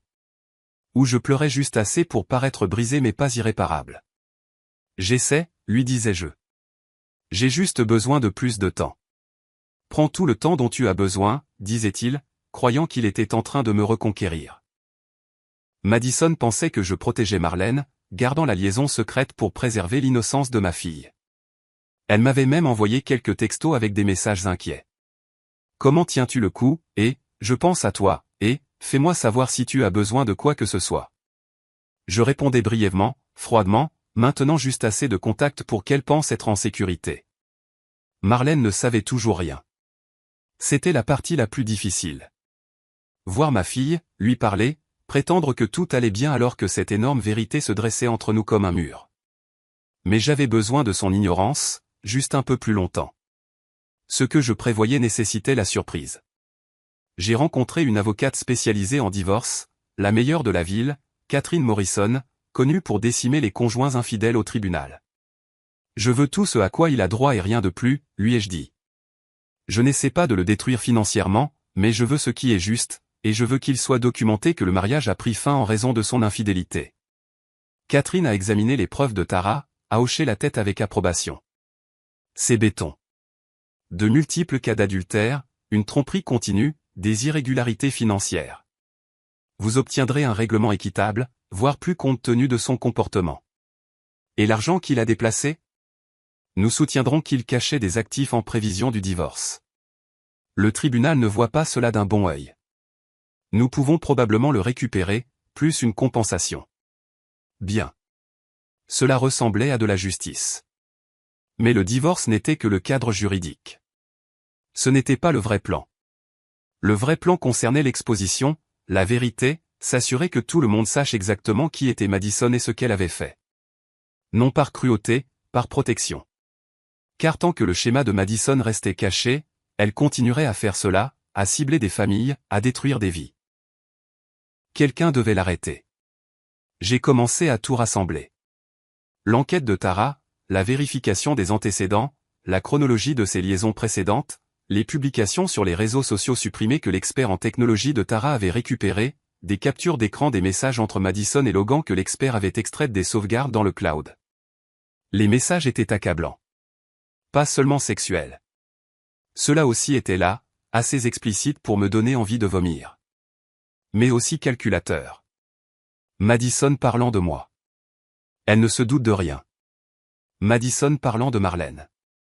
Elle serait dévastée si elle savait. Madison parlant de leur avenir. Une fois le divorce prononcé, nous pourrons être ensemble ouvertement. Ils avaient planifié cela, planifié ma sortie de ma propre vie. J'ai tout compilé dans un document. Organisé, chronologique, indéniable. Puis j'ai planifié la révélation. L'anniversaire de Marlène était dans 3 semaines. Elle avait prévu un dîner, intime, juste avec des amis proches et la famille. Madison était invitée, bien sûr. Logan prévoyait de venir, même si nous étions séparés. Marlène m'avait demandé d'essayer d'être civilisé pour une nuit, pour son anniversaire. J'avais accepté. Je lui avais dit que je pouvais être mature à ce sujet. Le dîner aurait lieu dans l'appartement de Marlène. Décontracté, mais agréable. Elle avait mentionné peut-être 15 personnes. Parfait. J'ai appelé Marlène. Ma chérie, je pensais, pourquoi ne pas faire ton anniversaire ici, à la maison? Plus d'espace et je peux t'aider à cuisiner. Pour le rendre vraiment spécial. Tu es sûre, maman? Avec tout ce qui se passe avec toi et papa. C'est ton anniversaire. Je peux gérer une soirée. De plus, recevoir me manque. Laisse-moi faire ça pour toi. Elle était hésitante mais a accepté. Marlène avait toujours aimé les fêtes chez nous. Notre salle à manger, notre jardin, la cuisine où elle avait grandi. Elle voulait ce réconfort, surtout maintenant que le mariage de ses parents s'effondrait. J'ai passé les 3 semaines suivantes à préparer. Pas seulement la fête. La révélation. Un ami technicien m'a aidé à mettre en place une présentation. Les preuves organisées en un récit clair et convaincant, photos, textes, chronologie, tout. Je la diffuserai sur la télévision du salon. Après le dîner, avant le dessert, quand tout le monde serait à l'aise et ne se douterait de rien. Peut-être. Mais Madison avait choisi la cruauté en premier, avait orchestré mon humiliation, avait souri pendant que ma vie volait en éclats. La vengeance était de bonne guerre. Je me suis aussi assuré que certaines personnes figuraient sur la liste des invités. Les amis de Marlène, évidemment. Les collègues de Madison. Marlène travaillait maintenant dans la même entreprise. Ils seraient naturellement invités. Les partenaires commerciaux de Logan. Marlène les avait rencontrés lors d'événements de l'entreprise, les considérait comme des amis de la famille. Et j'ai fait un ajout spécial. La femme de l'avocat avec qui Madison avait eu une liaison. Elle s'appelait Patricia. Elle vivait en ville. Je l'avais trouvée grâce à l'enquête de Tara, l'avais contactée par un message Facebook soigneusement formulé. Vous ne me connaissez pas, mais nous avons quelque chose en commun. J'aimerais parler. Nous nous étions rencontrés pour un café. Je lui avais raconté mon histoire. Elle m'avait raconté la sienne. La douleur dans ses yeux correspondait à la mienne. J'ai essayé d'avertir les gens à son sujet, avait dit Patricia. J'en ai parlé sur certains forums, mais elle a menacé de poursuites judiciaires. Diffamation. J'ai dû tout supprimer. Et si vous n'aviez pas à le faire? Et s'il y avait des preuves? Je lui avais montré les preuves, j'avais observé son visage alors qu'elle reconnaissait le schéma de Madison, ses méthodes. Elle recommence, avait murmuré Patricia. Mon Dieu, elle fait exactement ce qu'elle nous a fait. Aidez-moi à l'arrêter. Et Patricia avait accepté. Elle viendrait à la fête en tant qu'invitée, mon amie. Personne ne saurait qui elle était jusqu'au moment de la révélation. 3 semaines. J'ai cuisiné les plats préférés de Marlène, décoré la maison, joué l'hôtesse gracieuse, planifiant la célébration de sa fille. Logan est passé pour déposer un cadeau pour Marlène quelques jours avant la fête. C'est bien de ta part, a-t-il dit. D'organiser ça malgré tout. Marlène apprécie vraiment. C'est ma fille. Je ferai n'importe quoi pour elle. Je sais. Il m'a regardé avec quelque chose qui aurait pu être de l'amour ou de la culpabilité. Claire, après la fête, on pourra parler? Vraiment parler de notre avenir. Bien sûr, ai-je dit. J'ai souri. Je l'ai laissé espérer. Il est parti en croyant que je m'adoucissais. Que la réconciliation était peut-être possible, que sa patiente campagne de remords fonctionnait. Madison a envoyé un texto, est-ce que ce sera bizarre si je viens à la fête de Marlène? Je ne veux pas te mettre mal à l'aise. J'ai répondu, viens. Marlène veut que tu sois là. Je peux gérer ça. Tu es incroyable, Claire. Vraiment, ta force à travers tout ça est incroyable. Je n'ai pas répondu à ça. Je ne pouvais pas me fier à moi-même pour maintenir la façade par texto. La veille de la fête, j'ai tout revu une dernière fois. Les preuves étaient irréfutables. La présentation était prête. Les invités étaient confirmés. Marlène a appelé, excitée pour le lendemain. J'ai hâte, maman. Ça va être parfait. Oui, ma chérie, ai-je dit. Ça le sera vraiment. Je le pensais, mais pas de la manière dont elle l'imaginait. Le lendemain soir, alors que les invités commençaient à arriver chez moi pour la fête d'anniversaire de ma fille, je me sentais calme, étrangement calme, le genre de calme qui vient quand on a fait la paix avec l'idée de tout brûler. Marlène était radieuse, 24 ans, belle, gentille et sans méfiance. Elle m'a serré dans ses bras en arrivant. Merci pour ça, maman, d'être si forte. Toujours, mon bébé. Logan est arrivé ensuite, mal à l'aise, mais essayant. Nous nous sommes salués poliment, comme de lointaines connaissances au lieu de mari et femme. Madison est arrivée avec un retard à la mode, magnifique dans une robe bleue. Elle a serré Marlène dans ses bras, lui a tendu un cadeau emballé, puis s'est tournée vers moi. Claire, merci de m'avoir invité. Bien sûr, ai-je dit. J'ai souri. Je l'ai laissé penser qu'elle était en sécurité. La fête s'est remplie de gens. Les amis de Marlène, ses collègues, les amis de la famille. Patricia est arrivée et je l'ai présentée comme une nouvelle amie que j'avais rencontrée récemment. Personne n'a remis cela en question. Nous avons dîné, ri, porté un toast à Marlène. Tout était parfait et normal et exactement ce que devrait être une fête d'anniversaire. Puis je me suis levé. Avant de prendre le gâteau, ai-je dit, j'aimerais partager quelque chose. Une petite présentation. Marlène, ma chérie, cela fait partie de ton cadeau. Marlène a semblé confuse, mais heureuse. Maman, tu n'étais pas obligée. Je voulais le faire. J'ai pris la télécommande, j'ai allumé la télévision. Tout le monde, si vous pouviez vous rassembler dans le salon un instant. Ils sont entrés, curieux, sans méfiance. Madison se tenait près du fond, à côté de Logan. Je les ai vus échanger un regard. Bref mais tendu. La première lueur d'inquiétude. Marlène se tenait devant, excitée de voir ce que sa mère avait préparé. J'ai appuyé sur « Lecture ». L'écran s'est rempli de textes. La vérité sur Madison Carter. Le sourire de Marlène a vacillé. Maman, qu'est-ce que... Regarde, ma chérie. La présentation a commencé. Elle a commencé par la liaison. Des photos de Logan et Madison entrant dans des hôtels. Horodatage. Lieu. Des preuves indéniables. La pièce est devenue silencieuse.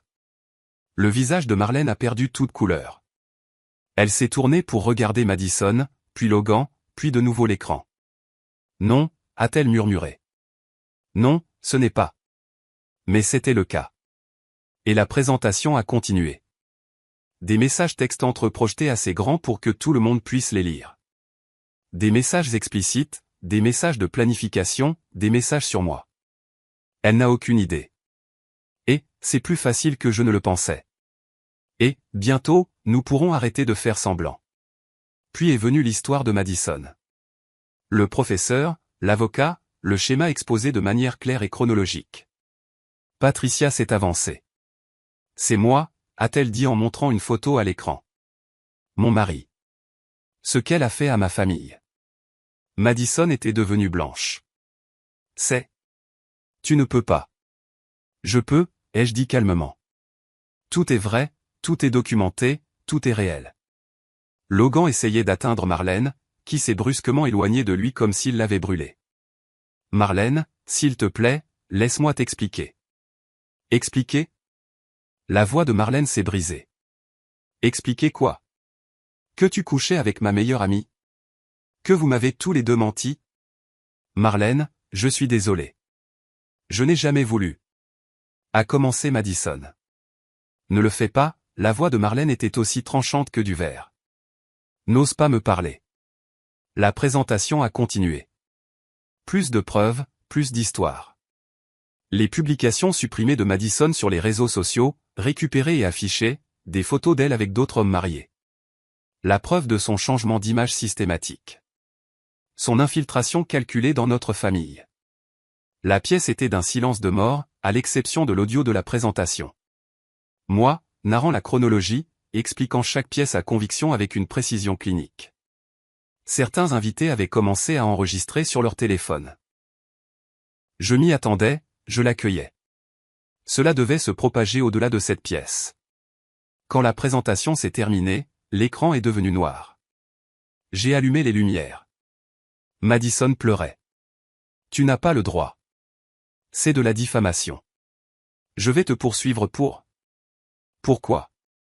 Catherine Morrison est sortie de l'endroit où elle se tenait, près du fond. Je n'avais pas mentionné que j'avais invité mon avocate. Pour avoir dit la vérité?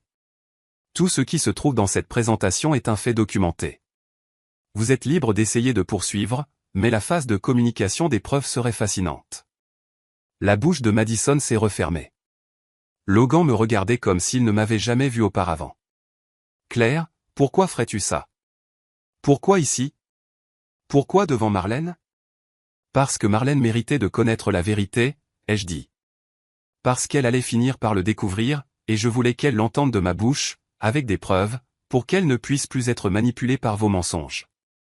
Tu nous as tendu une embuscade. Comme Madison m'a tendu une embuscade. Ma voix s'est élevée pour la première fois. Comme elle a orchestré ma découverte, comme elle m'a souri pendant que je vous trouvais dans notre lit. Marlène a fait un bruit, un sanglot qui semblait venir de quelque part de profond et de brisé. Elle a souri. Elle a souri, ai-je confirmé. Parce que ce n'était jamais juste une liaison, Marlène. C'était un plan calculé pour prendre ma vie, pour me chasser et prendre ma place. Regarde les preuves. Regarde son histoire. C'est ce qu'elle fait. Marlène s'est tournée vers Madison. C'est vrai? As-tu? Essayais-tu de? Les larmes de Madison s'étaient arrêtées. Son visage se durcissait. Le masque se fissurait, révélant quelque chose de froid en dessous. Tu n'as aucune idée de ce que c'est, a-t-elle dit. De grandir sans rien. De regarder tout le monde avoir des familles parfaites, des vies parfaites. Tu as tout, Marlène. Tout ce que je n'ai jamais eu. Alors tu as essayé de le voler. La voix de Marlène tremblait. Tu as fait semblant d'être mon ami tout en couchant avec mon père. Tout en planifiant de détruire ma famille. Je n'essayais pas de la détruire. J'essayais d'en faire partie. En remplaçant ma mère. Le silence de Madison était une réponse suffisante. Marlène s'est tournée vers Logan. Et toi? Comment as-tu pu? Comment as-tu pu faire ça à maman? À moi? Marlène, j'ai fait une terrible erreur. Une erreur? Marlène a ri, un rire dur et amer. Une erreur, c'est d'oublier un anniversaire. Ça, c'est... Elle n'a pas pu finir. Elle s'est tournée vers moi. Maman, je suis tellement désolé. Je l'ai fait entrer dans nos vies. Je lui ai fait confiance. Je pensais? Ce n'est pas ta faute. Ai-je dit fermement en allant vers elle. Rien de tout cela n'est de ta faute. Tu as fait confiance à des gens que tu aimais. Ce n'est pas mal. Ce sont eux qui ont trahi cette confiance. J'ai tenu ma fille pendant qu'elle pleurait. Par-dessus son épaule, j'ai regardé les autres invités, le dégoût. Plusieurs des partenaires commerciaux de Logan le regardaient avec des expressions qui disaient que sa réputation professionnelle venait de prendre un coup. Les collègues de Madison chuchotaient, téléphone sorti, envoyant déjà des textos à d'autres personnes de leur entreprise. L'exposition était complète. Patricia s'est approchée de Madison. Je t'avais dit que quelqu'un t'arrêterait un jour. Je t'avais dit que ça te rattraperait. Madison l'a regardée avec une haine pure. Espèce de vieille amère. Attention, a dit Catherine. Il y a des témoins. Et contrairement à ce qu'il y a sur cet écran, la vraie diffamation a des conséquences. Madison a attrapé son sac à main. Je m'en vais. Bonne idée, ai-je dit. Et Madison, si tu contactes ma fille, mon mari ou moi, encore une fois, je demanderai une ordonnance restrictive. Et je m'assurerai que tous les employeurs de cette ville sachent exactement ce que tu fais aux familles. Tu ne peux pas faire ça. Je peux. Et je le ferai. Tu as construit ta vie en cachant ton schéma. Je vais m'assurer qu'il te suive partout. Elle est partie. La porte a claqué derrière elle. Plusieurs invités sont partis peu après, mal à l'aise avec les décombres dont ils avaient été témoins.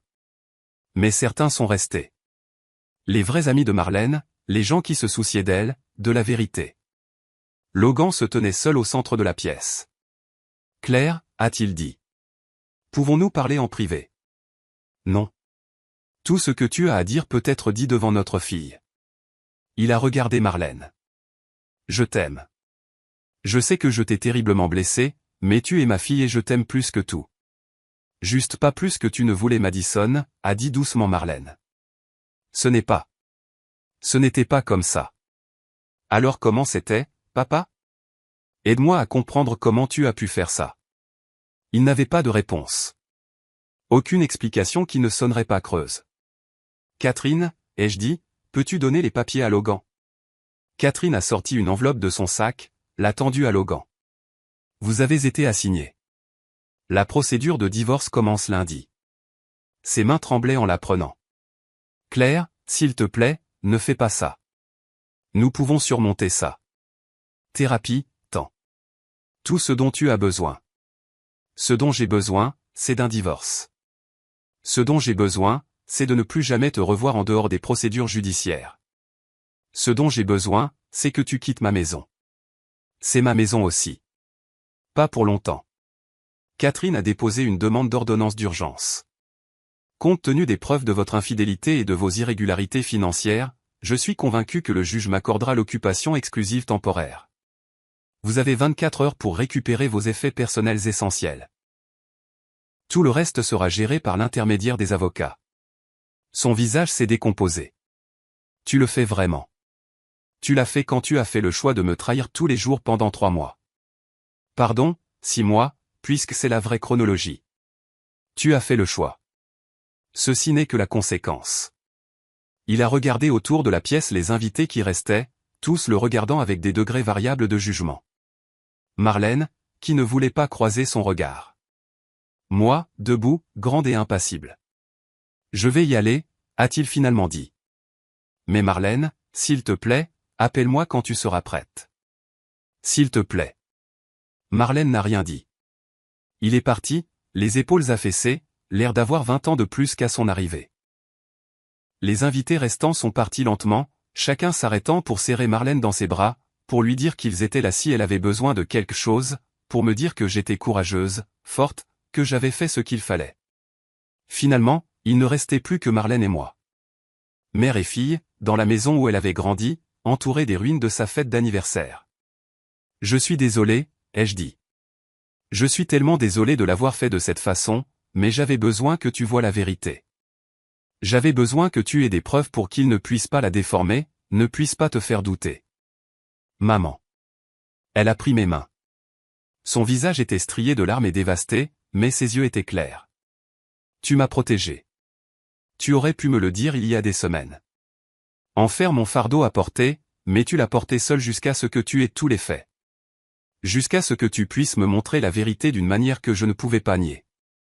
Je n'ai jamais voulu te faire de mal. Je sais. Mais papa et Madison, si. Ils nous ont fait du mal à toutes les deux. Elle m'a serré dans ses bras. Je t'aime, maman. Et je suis si fier de toi d'avoir été assez forte pour faire ça. Nous sommes restés là, nous tenant l'une l'autre, pendant que mon cœur se brisait et se réparait simultanément. J'avais perdu mon mariage, mais j'avais gardé ma fille. J'avais gardé la seule chose qui comptait le plus. Je peux rester ici ce soir, a demandé Marlène. Je ne veux pas être seule. Tu peux rester aussi longtemps que tu veux. C'est ta maison. Nous avons nettoyé les débris de la fête ensemble, jeté des assiettes de gâteaux non mangés, rangé les décorations, effacé les preuves physiques de la pire fête d'anniversaire de l'histoire. C'est fini entre Madison et moi, a dit Marlène pendant que nous travaillions. Je ne veux plus jamais la revoir. Je comprends. Toutes ces années. Je pensais qu'elle était ma meilleure amie. Je lui ai tout dit.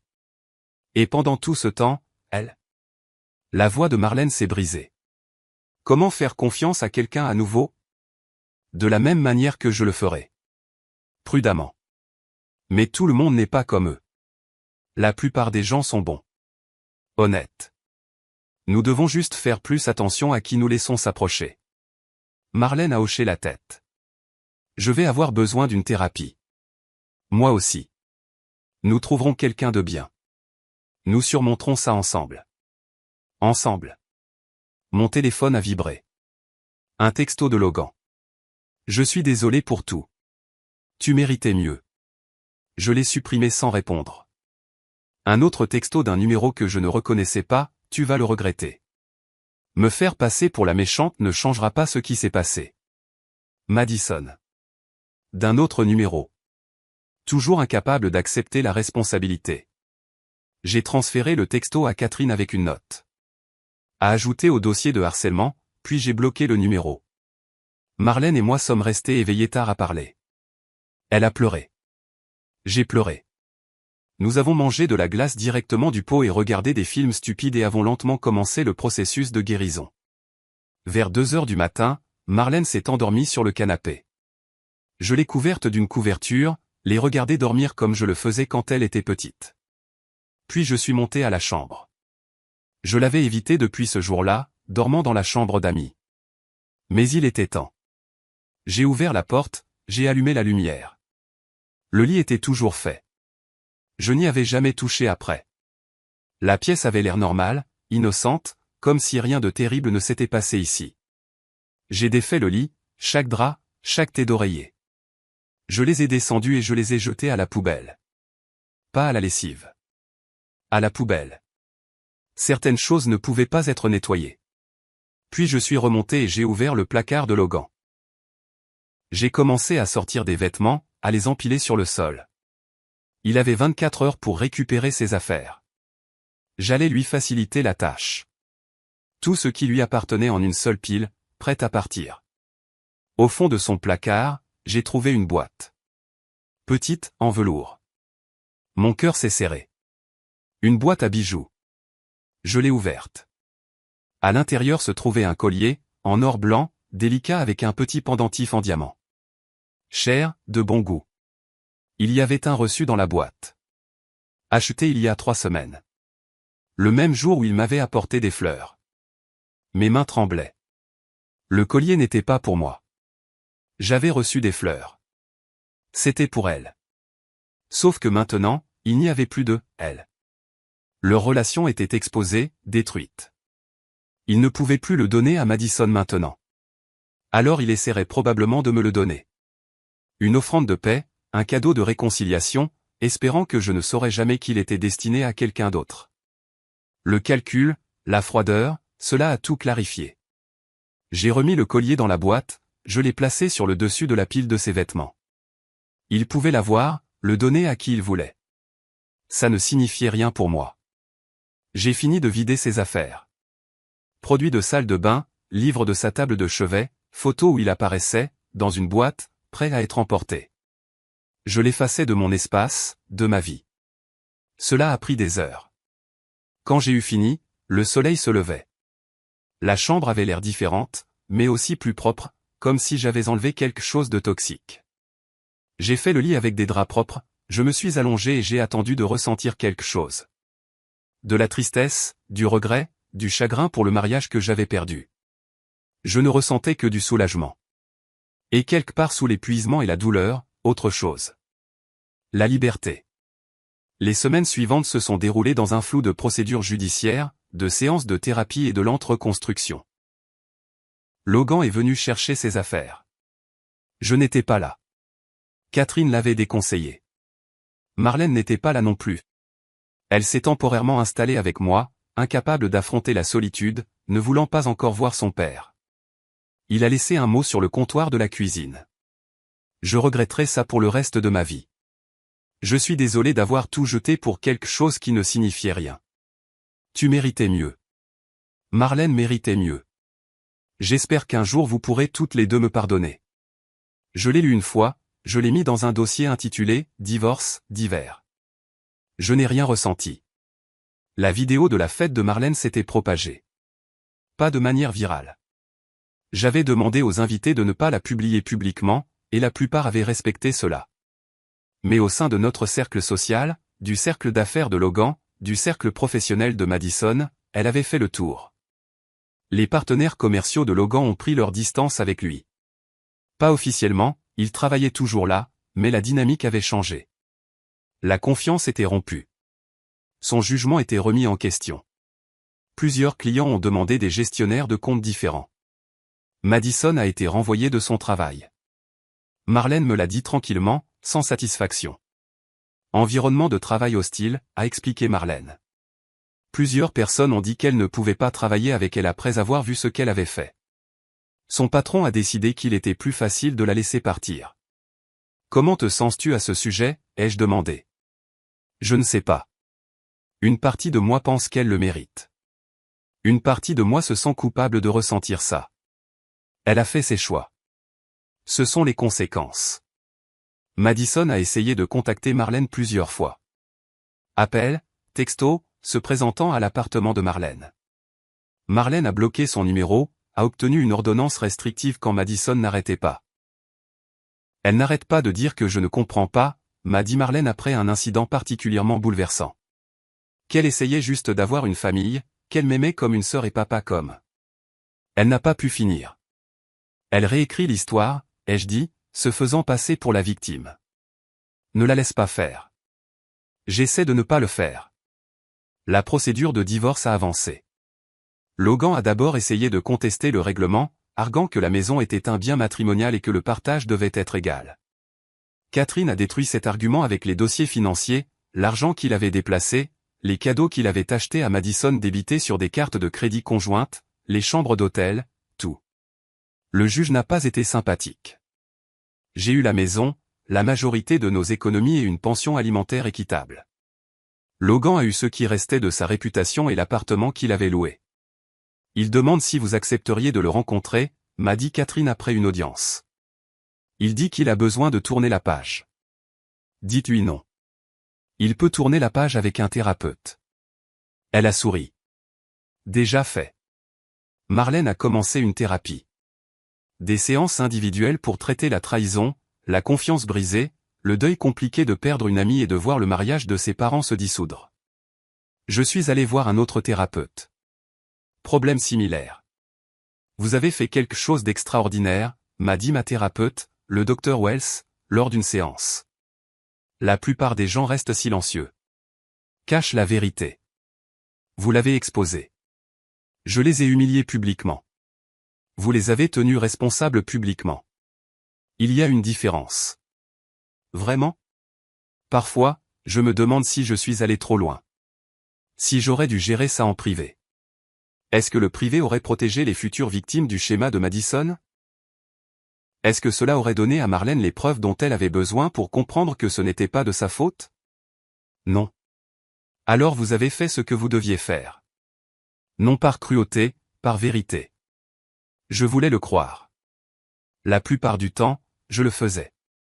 D'autres jours, je me demandais si j'étais devenu aussi cruel que Madison, juste d'une manière différente. Mais alors je me souvenais du sourire, ce sourire victorieux et calculé, et je savais que j'avais fait ce qu'il fallait. 3 mois après l'exposition, j'ai reçu un appel de Patricia, la femme de l'avocat. 2 autres femmes m'ont contacté, a-t-elle dit. Elles ont vu la vidéo. Elles ont aussi eu une liaison avec Madison. À des moments différents, dans des villes différentes. Le même schéma. Elles veulent savoir si nous montons un dossier. Un dossier pourquoi?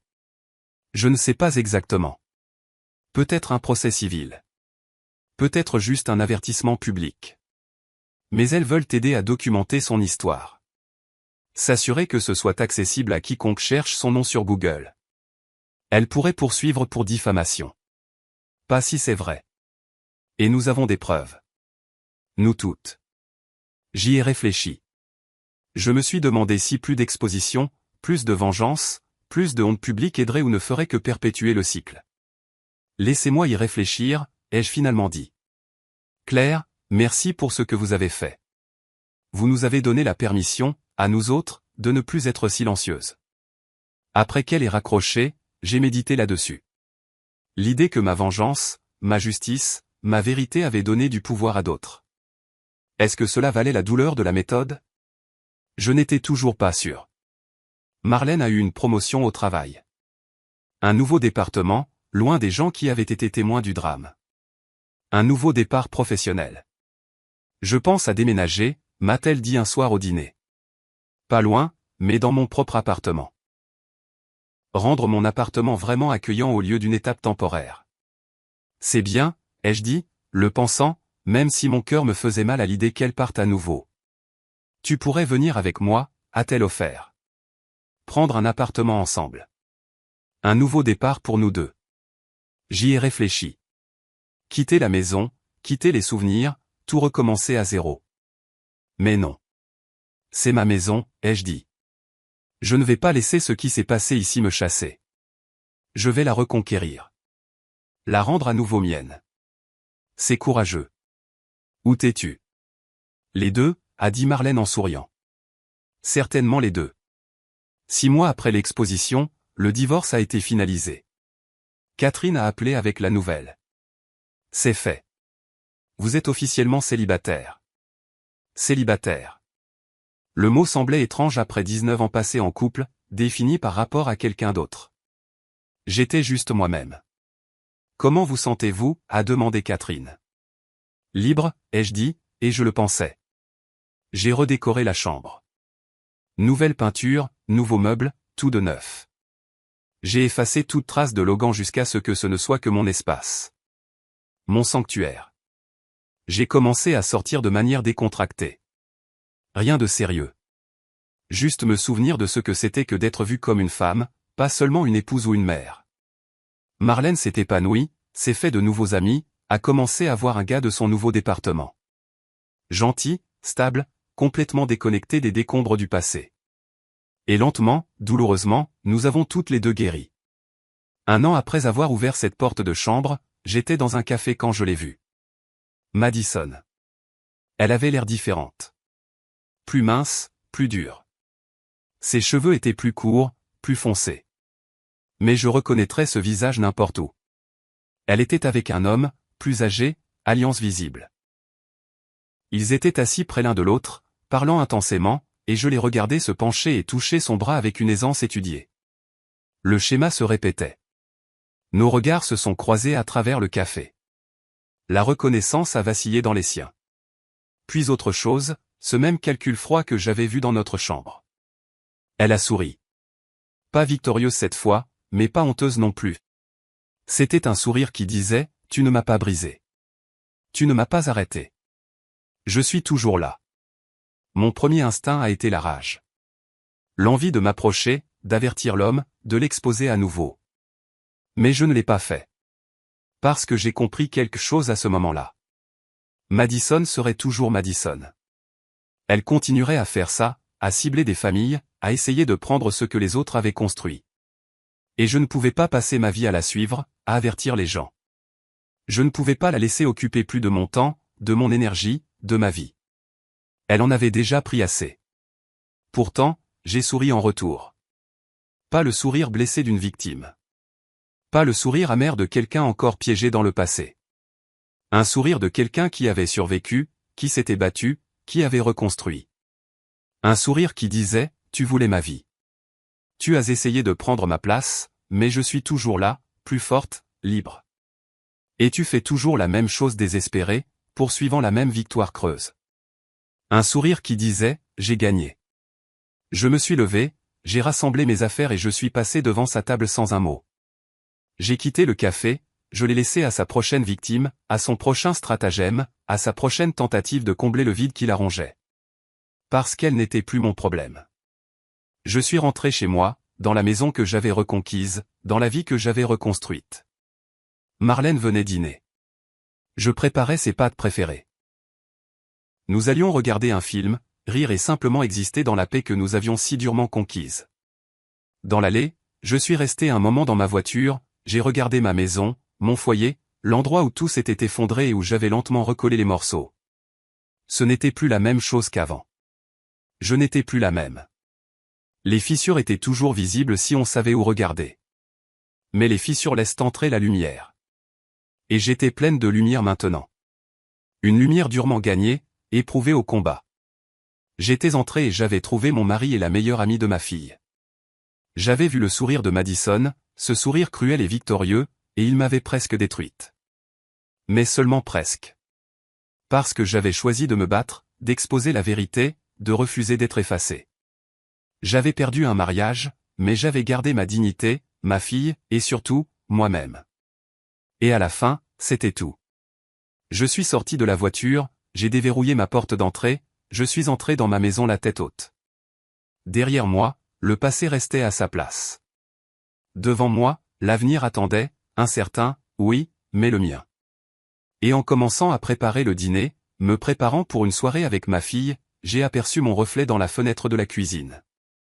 Je souriais. Pas de douleur, pas d'amertume. Avec de la paix, avec du pouvoir, avec la connaissance tranquille que j'avais survécu à l'insurvivable et que j'en étais sorti plus forte. Madison m'avait souri dans cette chambre, pensant qu'elle avait gagné. Mais cette fois, c'était moi qui souriais. Et cette fois, c'était réel.